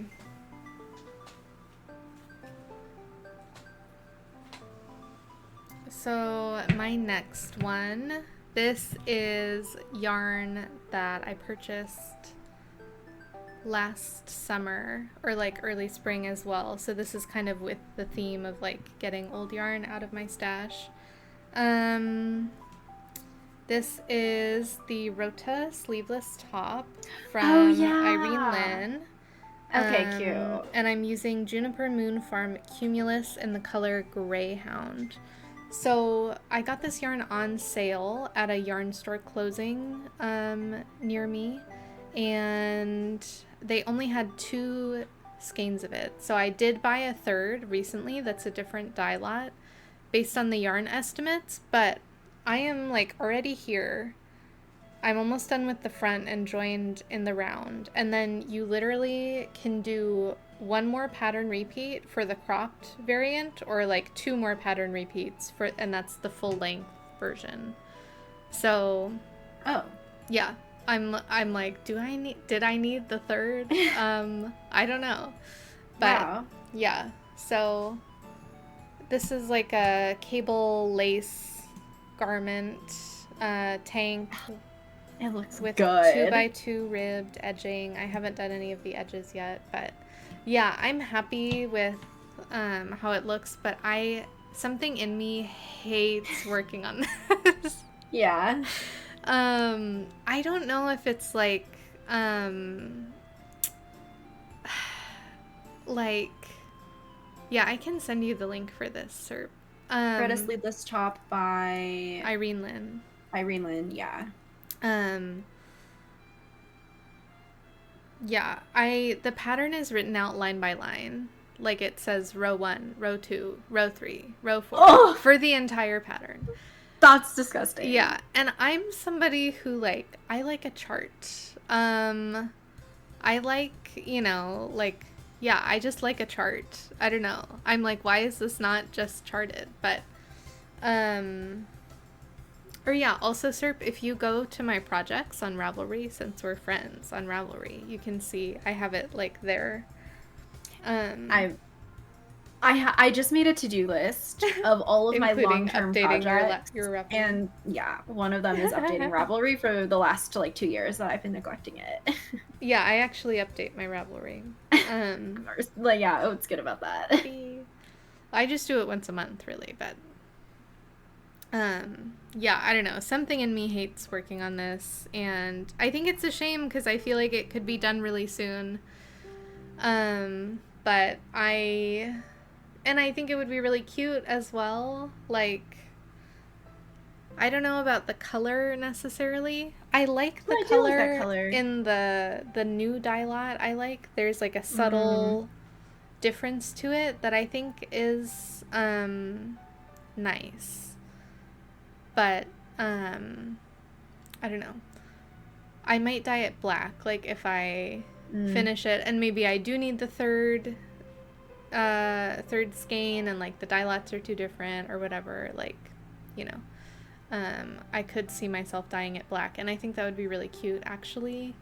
But I don't mind this, but it depends how things go with the dye lots and everything.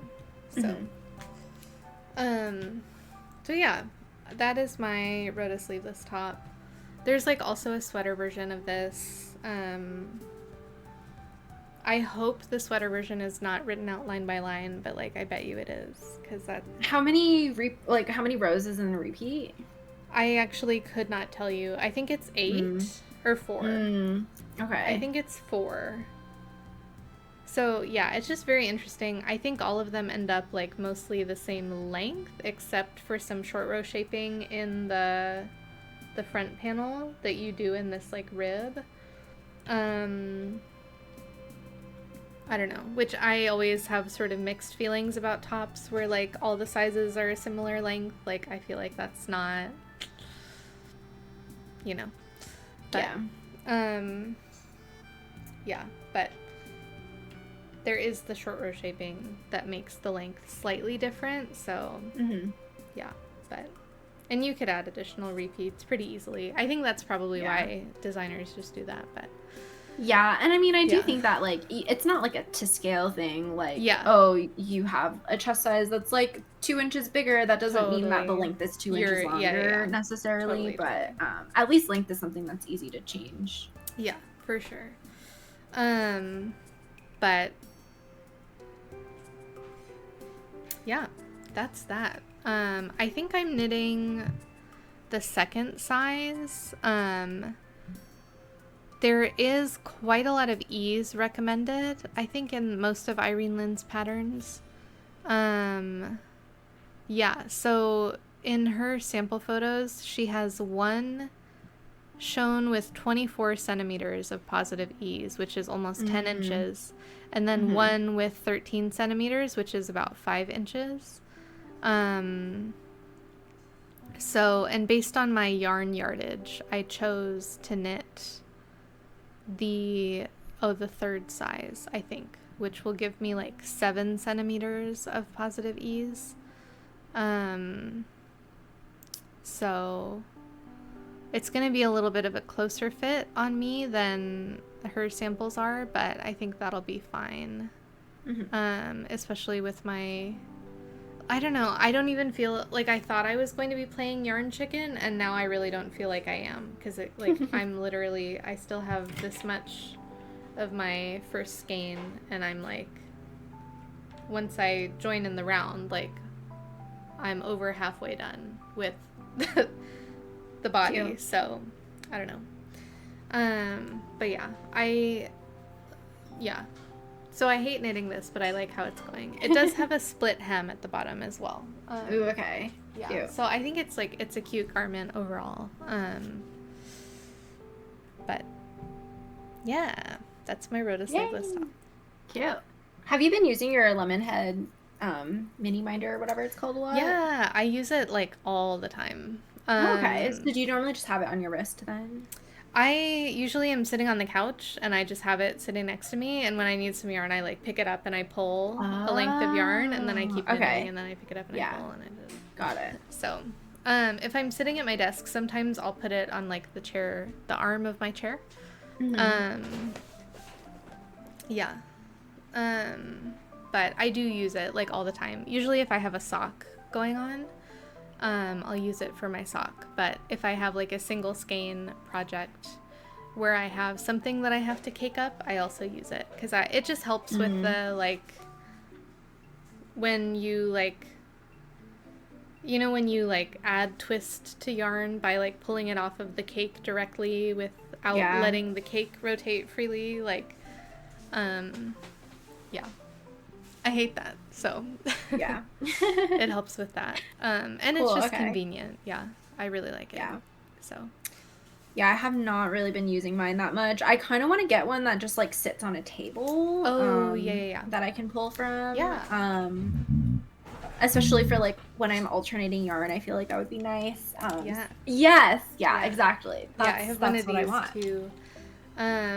This one is nice because it's 3D printed, and so there are wood ones, but this is like half the price of a wooden one. And lighter. So that's why I picked it up. Yeah, and it's a lot lighter, which I feel like is a trade-off, because maybe you do want some weight, so when you pull on it, like it doesn't come, like this doesn't come like flying off the table or anything, but there are times when like the angle I pull at is bad, and so the yarn kind of gets like caught, and then I have to like sort of mess with it to get it to like go smoothly again. But no complaints really about this overall.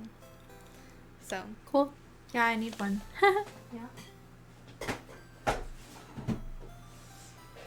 Okay, I have 2 more. I have one more. I can just talk about mine, and then you can talk about the 2 at the end. Sure. Yeah. Okay. Wait. So I have 3 more. Sorry. Oh, then talk about another one. Okay. Well, speaking of a sock project, this is my March, April, May, June sock. So technically, even though I cast it on in July. So this is my 3rd pair of socks for the year. I just have finished the heel turn. This is just a vanilla sock. I use the I'm So Basic sock pattern by Summer Lee. And this is the yarn is Rosa Pomar Retrosaria Mondim that I have left over from my other Oslo hat from earlier this year. So just making some shorties. I did a 20 round leg. I did some 1x1 rib on the cuff. Probably the only remarkable thing about these socks, the colorway is 80M, by the way, is that, so Mondim is 100% Portuguese wool. It's a fingering weight, but it is a sock yarn, even though it doesn't have like the 20% nylon that you would normally see. So I do have this 2-ply Regia, and I held that with the Mondim for the heel and the heel turn. And I plan on also holding it together for the toe. So you can see like the color match is really good. Yeah. It did make the heel kind of annoying to work on because it is so dense. Like, I didn't go up a needle size or anything. But yeah, I think that was the only part where I was like, But I feel like it'll hopefully be worth it when my socks don't have holes in them. I guess. I don't know. I don't know if, if I hadn't done that, would they not get a hole ever? But, I guess I'll never know. So, yeah, hopefully that helps the durability and longevity of the sock. But these have been kind of slow going as well. I'm hoping I can get some good progress on them, like as a portable to-go project. So I kind of felt like I just needed to get through the heel for that, because it was so dense and I was kind of struggling to like make the stitches and stuff. So I am glad that that's done. Honestly. But so next I'll pick up for the gusset and then start working decreases. And I'll do my standard wedge toe. But that is my I'm So Basic sock number 3 of 2025. Cute. Oh, and these are just my 2.25 millimeter Chagu red lace needles that I use for all my socks, except my DK ones. Yeah. Okay. I will talk about my next. It's a whip because I wasn't able to finish it. But I started the Ribka pouch. Oh my gosh, I have no clue who the designer is. I'm like, oh, it's the Ribka pouch, but I never thought to like look up. Let's see, let me look. I have it open. Sophia, it's Rat and Seawitch. Sophia Ratasiewicz. Oh, that's why their name is Rat and Seawitch. Yeah. Because that's how their last name looks in English. That's funny. But yeah, so it's the Ribka pouch, which is a fish pouch. Cute. Which I'm so excited about. So yeah, I was able to finish the 2 panels, nice. But I did not put them together yet. Yeah. But I'm so excited about this one. I've been wanting to cast on the Ribka pouch for forever because I love fish. True. I just like oh my god, I should have worn my fish necklace. Oh, okay. Yeah, I have 2 fish necklaces. I have fish earrings. I have like the halibut was the first sweater I made. I don't know. I just like fish are so cute. They're so funny. And yeah, so it's a fish pouch. You make the 2 sides, and then basically what I have left to do is to single crochet them together. And then make the I-cord, which will close the pouch. You basically like make a little situation so that the I-cord can go through. And so the main reason why I wanted to make the Ribka pouch is because, or why I casted it on, is because I finally had a purpose for like something to put in it. So before I went to the enchantments, and I've been thinking about this for a while. Okay, so it wasn't too impulsive, but it was slightly impulsive. I've been thinking about getting just like a digital point and shoot camera because I have a full frame mirrorless. I have my APS-C mirrorless, which I don't use anymore. I have the Sony a6000 as my stream camera now. Once I upgraded to the full frame mirrorless, and then I have a Fujifilm X100F. So just not quite a point and shoot, but like a fixed lens, kind of like fun street photography thing. But for the enchantments, I was like, all those cameras are too big. Yeah. For bringing to the enchantments. Also, like my 2 film cameras, I didn't want to bring those either. And then I guess apparently I just buy cameras in 2 because I also bought a film camera with this. Anyway, so I bought the Sony RX100 Mark VII, which is just a tiny little point and shoot situation. You can see it's like very small. Yeah. Like actually just very small. It fit in the hip pocket of my backpacking backpack. Oh, wow. Which is really nice because it was so easy just to like take it out to take pictures and stuff. So I'm showing you with my hand because, like, yeah, it's very, very small, very pocketable. That's why I wanted it.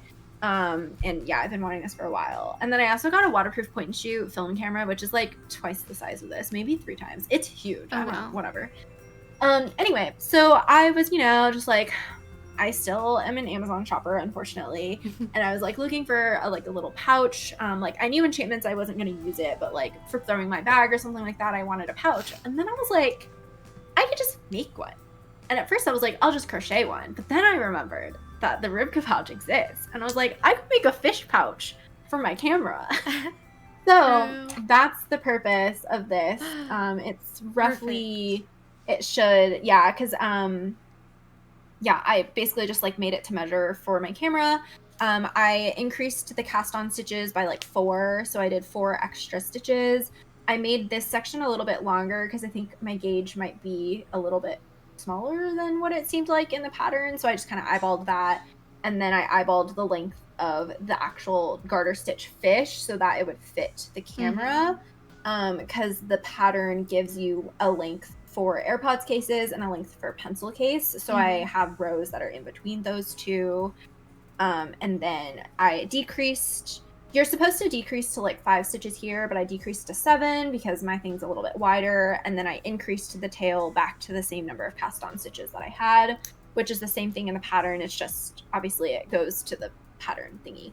And this, speaking of things that are written out, this tail is completely written out as well, but there is a chart for it too. Okay. But I looked at it and it's just like, because it's twisted rib, so it's just like knit through the back loop, purl, knit through the back loop, purl, and then it's like make one right, make one left, like in between there. And I'm like reading this and I'm like, I can't read this. No, yeah. So I literally just read 1 row of it and then I was like, okay, you just simply keep the knitting in pattern. Like that's what it is like you do make one left as the second stitch, like then you just keep it in the twisted rib pattern. So all I needed was the first row to start it, but I don't need all of the rows after that that tell me to knit through the back loop and then knit through the back loop again and then purl, knit through, like it, it was a lot. But luckily there is also a chart, and then luckily I also just knew what it was doing, so I only read one line of it. That's good. And then so I just need to single crochet it together. I'm like almost done, I think, because so I'm using Gemslux Fibers Fab sock in the color Sagittarius. It's leftovers from my hibernal socks. It's a fingering weight. The pattern is fingering weight held with mohair, but I'm doing fingering weight held double. Also because I want like a sturdier pouch. Because like, I mean, the main purpose of it is so that my camera doesn't get scratched. But I have a little bit of squish and whatever. Like that's good for, like an $1,800 camera. But I think I'm going to use just fingering held single for the edging. And then I haven't decided about the I-cord. I might do the I-cord fingering held single as well. So yeah, we'll see. That makes sense. But yeah, I had 32 grams of yarn remaining and we are nearing the end. I definitely will have enough yarn for this, but I am very curious just, like how it's going to go. Cause then like I could just make a sock and then make a Ribka pouch with the leftovers. Like that would be cute. True. So yeah, definitely measuring the yarn just to see what's going to happen. For that. But yeah, I'm very excited. I was gonna block them before I put them together, but then I was like, oh, but then it'll take longer. But the tail definitely is a little bit like more rounded here, so maybe I will block it, but also who cares? I don't think I will. I think I'm just gonna single crochet it together. It's fine. It's just a pouch. It's just a pouch. True. Yay! I'm so excited. It's so cute. I love it. It's such a good and then pattern. I think a lot of the patterns have like a button for an eye. I don't have just like a button. I think actually, you know what? I'm pretty sure I just threw away a tiny purple button that came with a dress. Because I was like, oh, what if I need it on my dress? And I was like, if I need it on whatever. So that would have been nice to have, I guess. I don't know. Maybe I can find something. Maybe I can just use a safety eye. We'll see. Maybe I can just embroider it. Not too worried about that. Cute. Yay. My couch. That's so good. And Yeah, I just used 3mm Chiagu needles that I actually it's technically an acquisition, I guess, but we can talk about that later. Cool. Okay, so we're almost there. So next, I have another woolly knit, which I have decided to put away for real this time and not work on it until winter or fall, I guess, at least. But this is my Courage Henley. Oh, right. Yes. By Tori Yu. You can sort of see the little Henley placket there. And I have some of the body and I have one sleeve done. I'm knitting this in the size 4. I'm using 4.5mm needles. I am on gauge, I believe, and I'm using Knitting for Olive Heavy Merino in the color Fennel Seed. And this is a saddle shoulder Henley top, so you have the nice saddles here. You can see my stitches are on hold for later, and then you have all these nice like Henley finishings in the front. And so yeah, it has short row shaping in the back, which I think looks really nice. I mean, you can't even really tell it's there, like the way you can see it in the storm sweater. But, and then, I mean, yeah, other than that, I just have stockinette in the round left to knit, so. Nice. Yeah, one thing is I bought yarn to make size 3, and then I cast on size 4 without realizing, so I'm a little nervous about Yarn Chicken, but I think it's gonna be fine, because I did swatch, but I, like, used the saddle as my swatch to measure my gauge, so all of the yarn that I have is going into this, and it joins really easily. I can spit splice it in, so I'm not like using, you know, having ends that are hanging around. Oh, hey JR, thank you. Hey JR. Yeah, and I did also add 4 more stitches on the sleeve because I picked up the number specified in the pattern and I like hadn't quite made it all the way around. So I do feel like my sleeve looks like quite wide. I don't know. It's hard to show you like compared to my arm, but like I just was worried it would be like unproportional to the garment, but I think it's like oversized, so the sleeve being oversized is fine. But yeah, and then I did make a modification in the button band, so the pattern has 5 buttons down the like Henley front, and I thought that was too many for me, so I just did 3 buttons. I'm not quite sure, like I kind of want to finish it and then like sort of lay the buttons on it and look at the whole thing and kind of like see holistically what I think about it. So I haven't finished the Henley part. I still need to sew down like the bottom portion and attach it here. But from what it looks like right now, I think that the 3 buttons is gonna be good. So yeah, 5 seems like a lot for yeah, it looks kind of crowded, like I don't know. I think 3 will be fine. But yeah, I have decided to put this down for the time being, so I probably won't work on this again until autumn, unfortunately, but it is coming along, you know. I'll have like not too much to do when we get to autumn, just another sleeve and then the rest of the body, so and all the finishing work and stuff, so yeah. I'm making size 4 I said that. Oh, I guess I did also shorten the area for the button placket by 1/2 inch since I'm doing fewer buttons. Oh, yeah, okay. Yeah. Oh, I did make another modification. So, on the sleeve, so this is where my sleeve decreases are.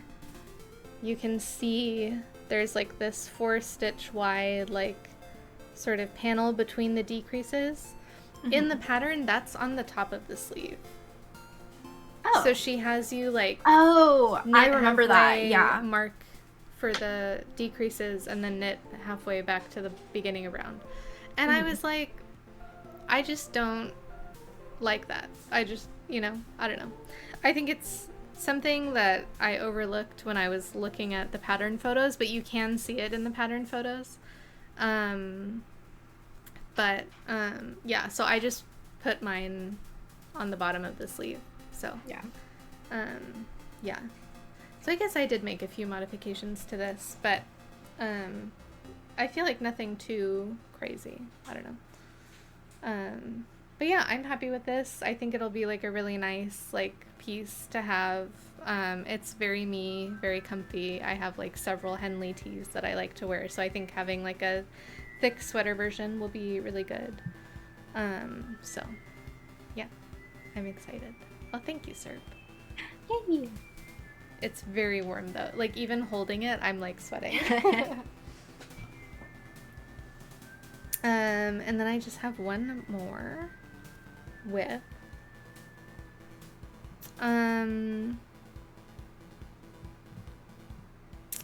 Okay. So I had like all my woolly projects, right? I had my Courage Henley, I had my Traveler, I have my woolly socks. I had been working on my storm sweater, and it just got way too hot. So like even my Rhoda sleeveless top is like thick, right? So I cast on for the dumpling bag by Pearl Soho. Oh, cute! Yeah, so it's just a little basic bag. It does kind of resemble a dumpling. There's one size. I cast on 10 extra stitches because I want to use up all my yarn. And my yarn I think is like, I'm using Rowan Creative Linen, which is a worsted weight yarn, and I think the pattern is DK, yeah. But I was like, I really just want to use up all this yarn, so I cast on the 10 extra stitches, and then I also already worked the handles, so that I can just like knit on the bag, and then I'll graft the handles on at the end, once I've used up all the yarn. I'm working this, so the pattern is written for DK, but like it's just pretty, like a pretty basic bag. So I'm using a 4.5 millimeter needle, which is just the needle size recommended like on the label of this yarn. So I figured that was just like a fine way to figure that out, because like the pattern is a 3.75 millimeter or something. So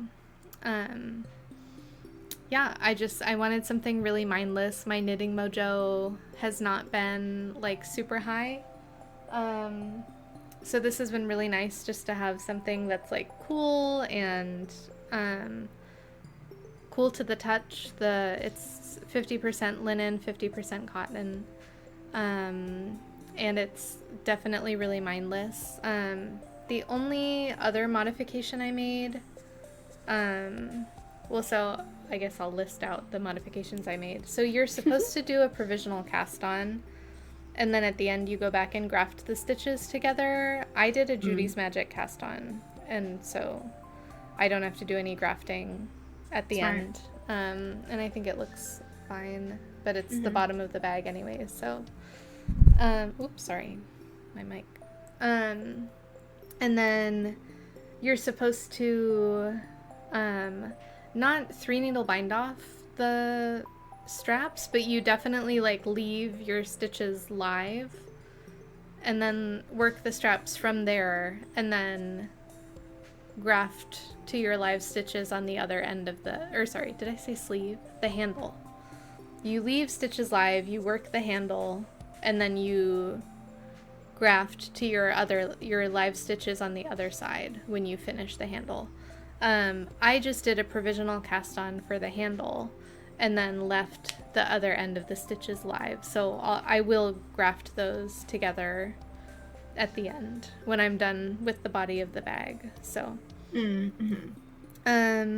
I think you knit, it's a free pattern, so I think you knit like somewhere around 8 inches. So I'm probably like halfway done, but again, I want to use all my yarn, so mine will probably end up a little taller than the original dumpling bag, unless it looks weird proportionally. I don't know. Maybe I'll keep it like on the smaller side, but the funny thing is even though I'm like 2 needle sizes up, and I'm meeting row gauge. Oh. So my handles ended up like the proper length, even though it's like a larger needle size. So that was kind of weird. So I do kind of worry that it'll be proportionally like kind of awkward if I knit up all my yarn into this bag, but I'm just kind of like, we'll see. When I get there, how do I feel? Whatever. You know, it's just a tiny bag, so I think it'll be fine. But that's my dumpling bag by Purl Soho. Do you have a plan for like what to use it, put in it, and stuff like that? I think it'll just be a project bag. Cute. Yeah. Probably like another sock bag or like a purse bag, like a in your purse bag, you know, like a pouch of essentials or something. So, because it's categorized as like a wristlet, so it is pretty small, and I saw that in a lot of people's like project pages when I was sort of looking through. A lot of people were surprised how small it actually turns out, and yeah, like it's not a super huge bag, and this is like I cast on, you know, the 10 extra stitches or whatever, and I'm on a bigger gauge, so yeah, I imagine the original size is like quite a bit smaller than this, so I think it would be the perfect like throw around, you know, bag kind of for travel or, you know, whatever. Yeah, so cute. Yeah. Yay! That's that for whips. That's the whips. All right. Cool. No. Acquisitions. Acquisitions.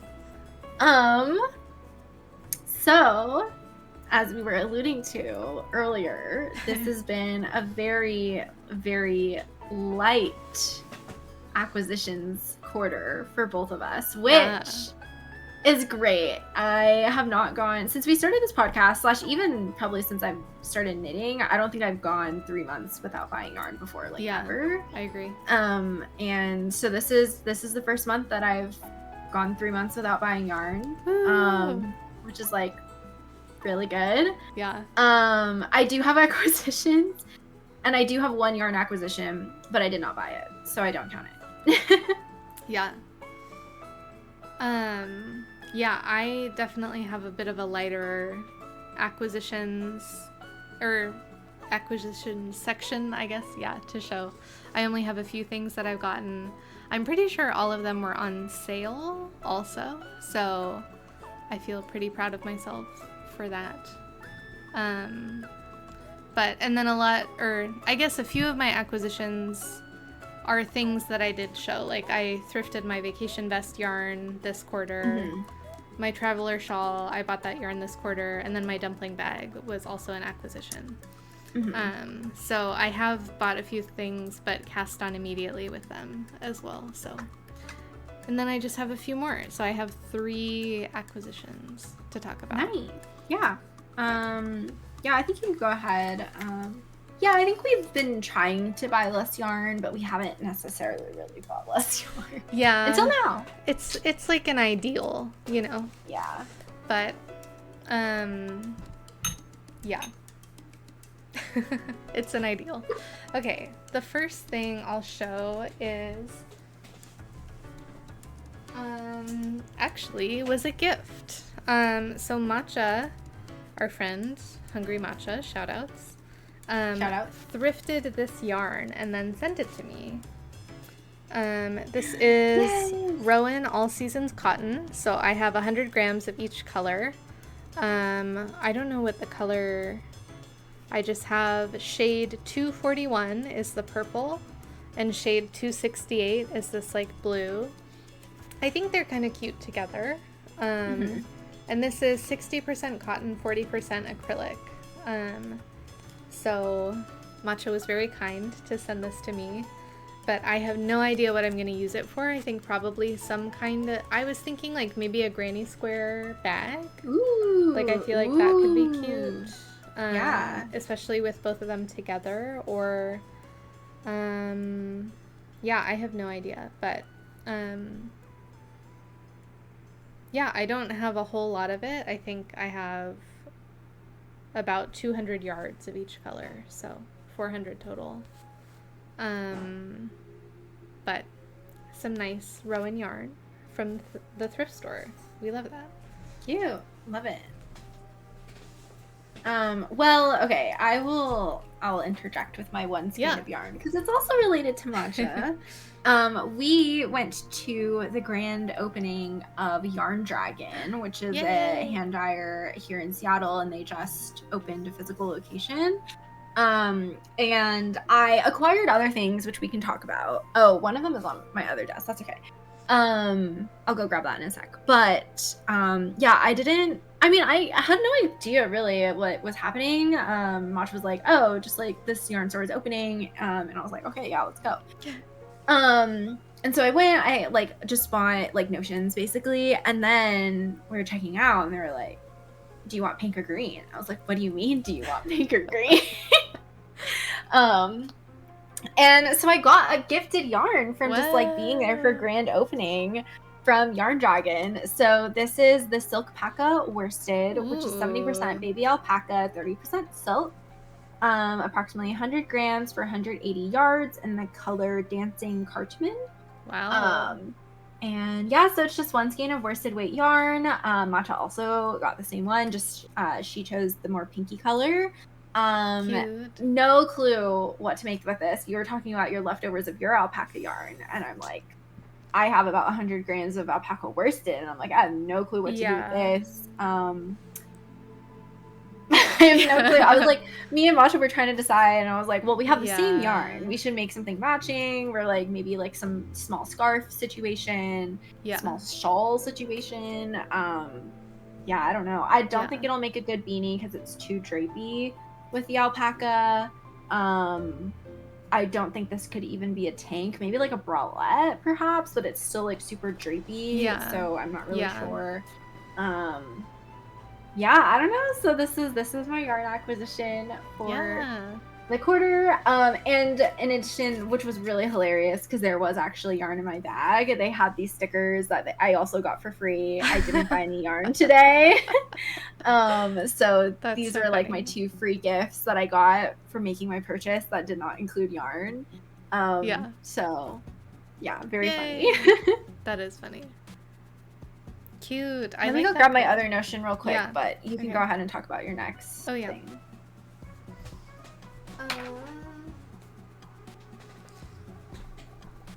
Well, I guess I'll wait for Chris because I kind of have to ramble about this for a second. So like on the theme of using up yarn that's been in my stash for a while, there's some yarn that I have that I felt like I needed another yarn to hold with it. Like I had sort of tried like thinking of a project. I guess I'm talking about this bright blue mohair that I got at Flock in 2023. So I spent a while thinking about what I could make with this. I looked at the, what is it called? It's like that brioche, the fluffy crop top by Leah Leica. And it's a mohair brioche crop top. And I swatched for it, and then I was like, is this like a practical garment in my wardrobe? Like, when am I wearing a mohair crop top? You know? Like, I just was like, I don't think that is going to... I did swatch for it, and I liked the way the swatch looked. And then I was just like, I don't think this is practical. So then I was like, kind of back to the drawing board on this. So then I was like, maybe I can find a yarn that I can hold with this, because this yardage of mohair is enough to make a lento, or a step-by-step sweater. So this is destined to be held with my Kelborn Woolens Perennial. Oh my gosh! Yeah, yes, okay. It ended up such a good color match. I'm like really happy with it. And the Perennial actually is a sock yarn. So I acquired 2 skeins of this. It's 60% superwash merino, 25% Surrey alpaca, and 15% nylon. So a little interesting in terms of like what care for the garment will be like after it's finished. But I was like, the color match is good enough. Like, that was my priority, you know? And I think that really, like, is perfect. So, this, by the way, this mohair is from Art of Alexandria Yarn, and this is their mohair in the color Kathy Blue. And so this one this one I just acquired. So yeah. Cute. And I think that was, this was on sale, and I also in the same order got my extra skein of the Jupiter Moon Farm Cumulus for my Rota top.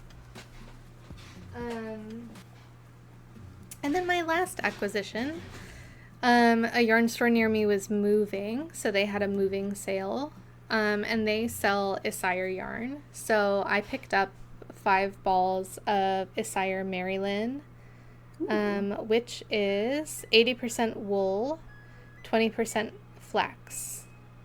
And these are 50-gram balls, and you can kind of see like the variegation from the flax in the yarn.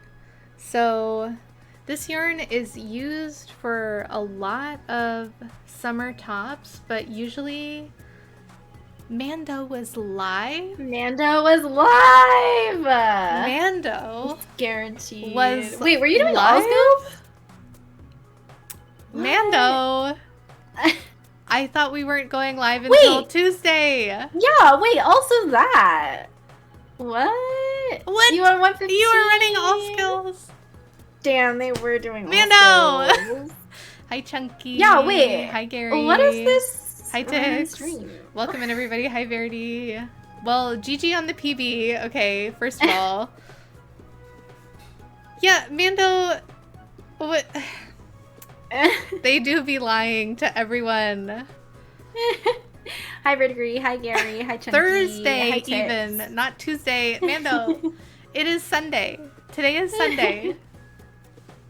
What is this unexpected stream? I know. Okay, well, welcome in, everybody. I'm Oat. I use she, her pronouns. I'm here today with Chris. Hello. Hi, Chris. And we are talking about yarn and all of our knitting projects. You had some time, so you decided to do a run, but you only had time for one. Just one run. Just one. You love to see it. Well, I'm glad it was a good one. I'm glad you PB'd. How was your sibling climb, actually? I'd love to know. But yeah, we are doing our Q2 knitting podcast. Yes. We just already talked about our finished objects and our works in progresses, and we're talking about acquisitions. This is our lightest acquisition quarter ever in the history of the Croat Knitting podcast. So that's very exciting for both of us who are trying to acquire less things. I've acquired a lot of other things, but not yarn. Trying to use what we have, you know. Yeah. Be responsible. You got everything else you fucked up on first try. Let's go. So continuing all skills for a bit. Okay, I love that. I love that. But lost your shade. You died in darkness. Yeah. Unfortunate. That is rough. Summer Best 108XX. Let's go. Nice. Well, thanks so much for the raid. If you need to go like eat or something, feel free to raid and run. But we'll keep talking Mando, about how was your morning, by the way? I know you were complaining about having to drive, and I'm driving even further tonight, so I'm. You don't know what dinner plans are. I see. You don't know what to. Oh, yeah. I'm seeing a show in way south. So, yeah. You had to get up at 7 a.m. and drive for 30 minutes. Oof. Rough. That is rough. I hope it was fun, though. For climbing? Yeah, how was the sand volleyball? Oh, for volleyball. Very tired, but feel accomplished. Let's go. That's good. That is good. Wait, are you done talking about the Isire? Oh, yeah. I was just gonna say, oh, this is color number 16. It's used in a lot of summer garments, but held with Trio 1 or Trio 2, like their lace weight viscose strand. So I might be in another situation where I need to acquire more yarn in order to use this yarn eventually. So yeah, no worries, Mando. Yep. Thank you for the raid. Ooh, boba and fried chicken, nice. Yeah, yum. I'm jealous because I'm driving to where there's like hella good Korean food, but I'm not gonna have enough time to eat most likely because my friends who are carpooling with me have rehearsal before, so we have to get there and we're basically gonna get there right when the show starts, and then also one of them is like vegan, so then I'm like, oh, I can't take them to these Korean places after. Like there is a Korean fried chicken place that opens till midnight, but I can't take them there, and I also have to restream the freaking 112 race at 11, and I'm not sure if I'm gonna get back by 11. Anyway, sorry. Goodbye. Thanks for the raid, Mando. Yeah. Yes, exactly, Mando. Yeah, that place. But yeah, that is my Isire Marilyn that I got 25% off, by the way. Nice. In the moving sale. Matcha, hello. Hi, Matcha. Have a good dinner. Oh, I might accept it. One more acquisition. Oh, that's okay. I have some notions to talk about. Thank you, Mando. Have a good rest of your night. So I definitely didn't, but like I just feel bad that we haven't been able to properly restream any of the Chinese, most of the 112 races, but especially any of the Chinese runners. Oh. So yeah, I signed up for it. It'll be fine. Maybe I should get back into restreaming. Yeah. Yeah.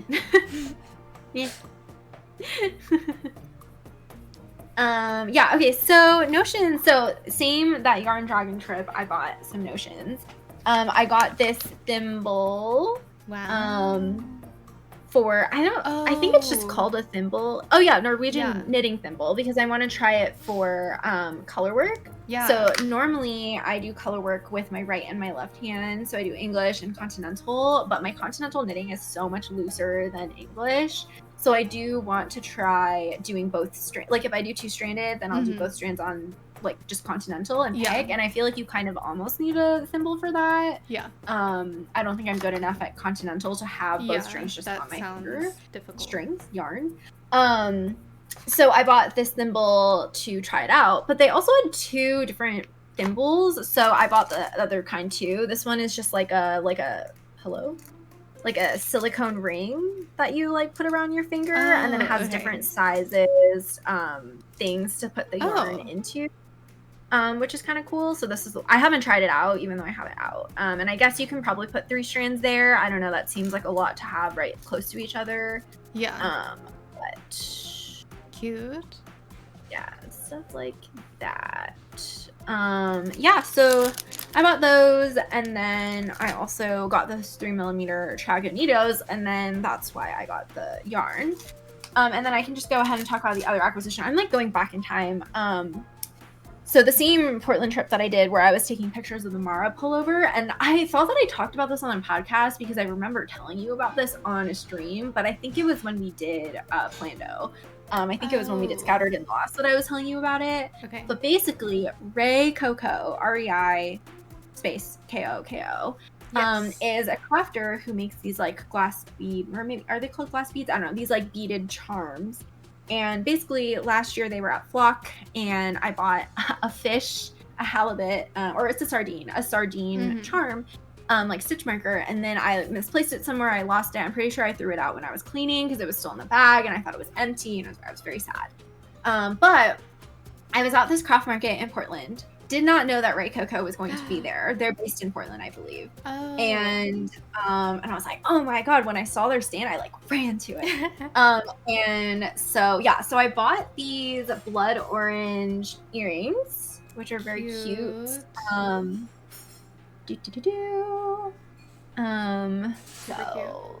yeah, that for sizing. And then, oh my gosh, I love mystery things, and they had these mystery packs of charms. And so they had a 3-pack and a 1-pack, and the 3-pack had themes on it. So one, they had like school themed, or like aquatic animal themed, or like pond life, I think is what it was called. And then there was like some other themes that they had. And I was like, pond life. Maybe there will be a sardine in that pack. So I got the 3-pack for Pond Life, and there was a sardine in there. I was so happy. Oh my God, I don't know how to show this onto camera. So here's this little like tulip.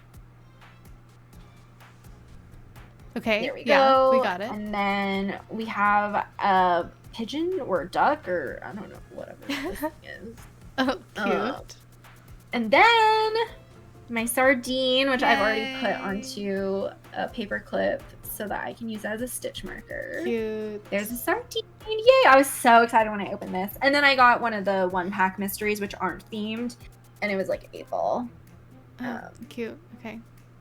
Yeah, so that's my other acquisition. I was so excited about this because I was very sad about misplacing the sardine. Oh my gosh. And it's I think cute. Yeah, I think she has the sardines as earrings too, but they're like the really big ones. Yes. And I'm like, I think you're right. Maybe if they had like this size as an earring, I would get it in the sardine. Yeah. But yeah, I don't know. I do love those. Yeah. OMG, I'm a Norwegian. I don't know what they're called in Norwegian. They're called fingerboard. I don't know. I don't know how to pronounce it. Yeah. I mean, Serp, if you're free, you should reply. I haven't checked the attorney general chat since I messaged. I think Klopp was also potentially free for No, it's okay, Serp. But that's good to know. Fingerboard. Little knitting thimble. Yeah, all right. Yeah, my last acquisition that I almost forgot about is this Rowan New Nordic Men's Collection. Oh! Little pamphlet. So it has like a bunch of sort of modern like knitting patterns that are like a little bit more masculine. And the one that I really like, that I feel like I would knit for myself, is this one.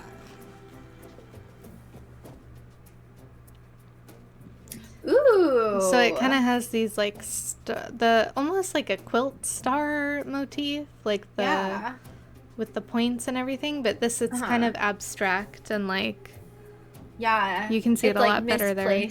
Yeah, like, not misplaced, but like collagey more. Yes. So I really like that. And yeah, there are just a bunch of patterns in here. There's a pair of mittens that looks cool as well. There's like a scarf, but I think it just is like a cool book of patterns. I was excited about, so even like this little striped number, I feel like I would make that for myself. So yeah. Oh, this is the Arnie and Carlos one. So I don't know, and Cute. maybe I'll make something for Mr. Oat eventually out of this. Yes. That's yeah. Fun. Did you get that at a local yarn store or online? Yes, I did. So one of my local yarn stores is a Rowan flagship store, so they have like a ton of Rowan yarn and Rowan patterns as well, including, like, I guess every so often whatever booklets they come out with. So yeah, that's it. That's all my acquisitions. Yay! Wow. Oh Look my at gosh, us. look at us. I'm so proud of us. Under 3 hours. Can you believe Yeah. it? Serp, let me know what you want me to Photoshop. Sardines. I've got like an hour. Oh, before your show. You have to go pick up my friends from their rehearsal because that's just the easiest way for our carpooling situation. It was so funny. I was like, guys, can we please carpool? Like, I don't want to drive like an hour away by myself if other people are also driving an hour away by themselves. Like, that's just stupid. Yeah. Yeah. No, that totally makes sense. It was only 30 minutes when I checked this morning at 10 a.m., but I don't know. We'll see how the traffic is. Oh, yeah. Hopefully it's only 30 minutes. Yeah. Hopefully it's only 30 minutes back. It's okay if it's longer there, but yeah. I mean, maybe not because then we might be late, but the show's at 8. Yeah. But yeah, we'll see. Well, yeah, that's all for our Q2 knitting podcast. Also, like, I've made good progress on this. I have like 3 eyelets done already. Nice. So yeah. Yay. I mean, this is just the back panel, but progress is progress. I need more content. No. Yeah, if only... Did Nerf actually go live? He said he was going to stream tonight.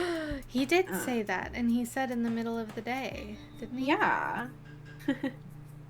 Oh my gosh, Kalethi, you've gone back into knitting. Oh my gosh. That's so exciting. Wait, that's really exciting. Yeah. I love that. Are you working on something now? Can you do an all skills race while you're at it? I mean, I did say I had an hour. But I was gonna shower. Oh, yeah. No, that's totally fair. We should do some all skills races, though. That would be fun. Yeah, we should. Yeah, so yesterday I actually was... I was kind of like, my god, nobody is live with Hollow Knight. Should I go live with Hollow Knight? Because I was thinking about starting to do more all skills practice, because I was like, how am I gonna film a tutorial without practicing? And then I kind of was like, okay, A, I don't want to play Hollow Knight right now. I just want to knit. And then B, I was like, do I even want to make this tutorial? Like, that's so much work. But it doesn't have to be that good quality, right? Yeah, I don't think you have to, like, overthink it. But yeah, also, I'm down to help if you need help or you like, don't want to do the whole thing yourself or whatever. Well, we'll just see. I think it's more... I don't think it'll be too bad because ideally I'll film it and stream it, so all I have to do is highlight it and highlight sections of it instead of having to like actually edit something together. Yeah. And then it would be individual videos for that each split probably. Yeah. Working on a brioche headband since November. That is so fair. I have so many lingering whips, but that's so cute. Oh my gosh. I still haven't done brioche, so. I love brioche. It's so fun. Yeah, I have a few things that I didn't talk about. Notably, neither of us talked about our Ghost Whisperer.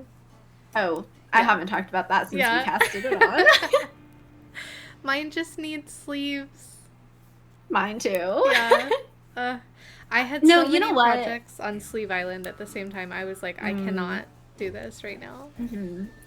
Oh, for Q3, because Q3 is like the fall. I think we'll have our Ghost Whisperers. Yeah, for sure. Serp, I think it's bedtime for you. But yeah. Thanks for hanging, everyone. Yeah, thanks for coming to our Q2 knitting roundup. Unfortunately, for the content enjoyers, that's it. That's all. Let's see. Hopefully somebody is live. Sid is live. Mika's live. Sid is live. Mika's live. Yeah. Yeah. Do we want Thundar's Holiday Life? or do we want Blueprint?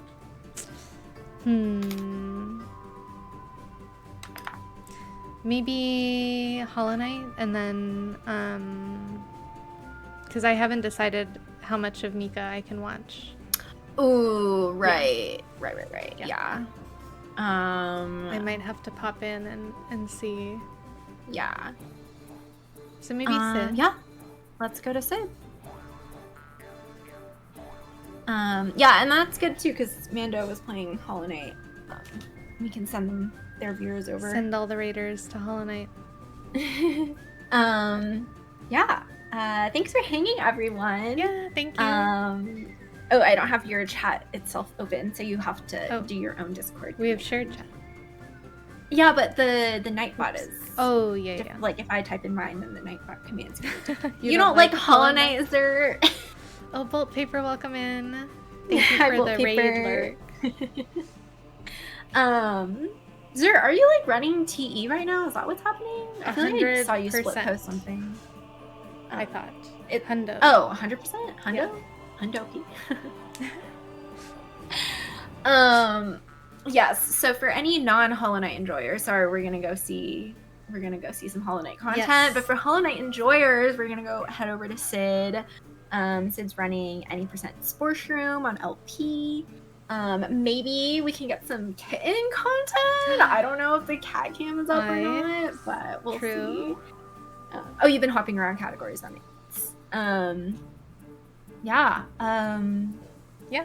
I don't know when I'm streaming next. Like, maybe next weekend if I have time, I'll work on some all skills stuff. What is your stream schedule, Oat? I'll be live on Tuesday at like noon Pacific. I don't know what I'm doing yet, but I will let you know in Discord if you're interested. Yeah. I don't know what my stream schedule is. It's not going to be anywhere near consistent until after July. Probably until mid-August. Got it. Okay. Yeah. I've got things this weekend, going to see Mumford & Sons. Next weekend is my show for my dance company, and then after that, I don't know, and then after that's Flock, and then after that, I have Friend Trip, and then after that, I think it's free. We'll see. Was that in my chat, or? Oh, that was in my chat! Thank you for 30 months, sir. Yeah, we'll stream whenever I can. Yeah, and we love that. Yeah. Any Chris stream is a good Chris stream. True. Yeah. Okay, I will start the raid. Sid, Flippy. Yay. This was good. Yeah, I feel like we had a very good amount of stuff to talk about this time. Yeah. Because I feel like for me, every acquisition section in my notes is like so long from our previous yarn cast, so it does feel good to like only have a few things to talk about, and all of them were on sale, so we love that. But, yeah. Our next yarn cast will be Q3, so that'll probably be at some point at the beginning of October, if you're interested in that. But all of our previous yarn casts are on YouTube. So true. They actually are. If you need more knitting content from us. Yeah. Don't check the Twitch highlights. I think I have like 2 podcasts there, but it's inconsistent. Yeah. Yep. Oh, hi, Kuro. Oh, I still need to play Peak one day. Oh, I already said hi to Kuro before. Oh, and if you're watching on YouTube, thanks for watching. Oh, I guess. This is a long one to watch. Hopefully it was at 2 times speed. Also, they have 3x now if you pay. I don't pay, but it's cool. Yeah, all right, my raid counter's going down. Okay, so bye. Thanks for hanging, everyone. Say good luck to Sid.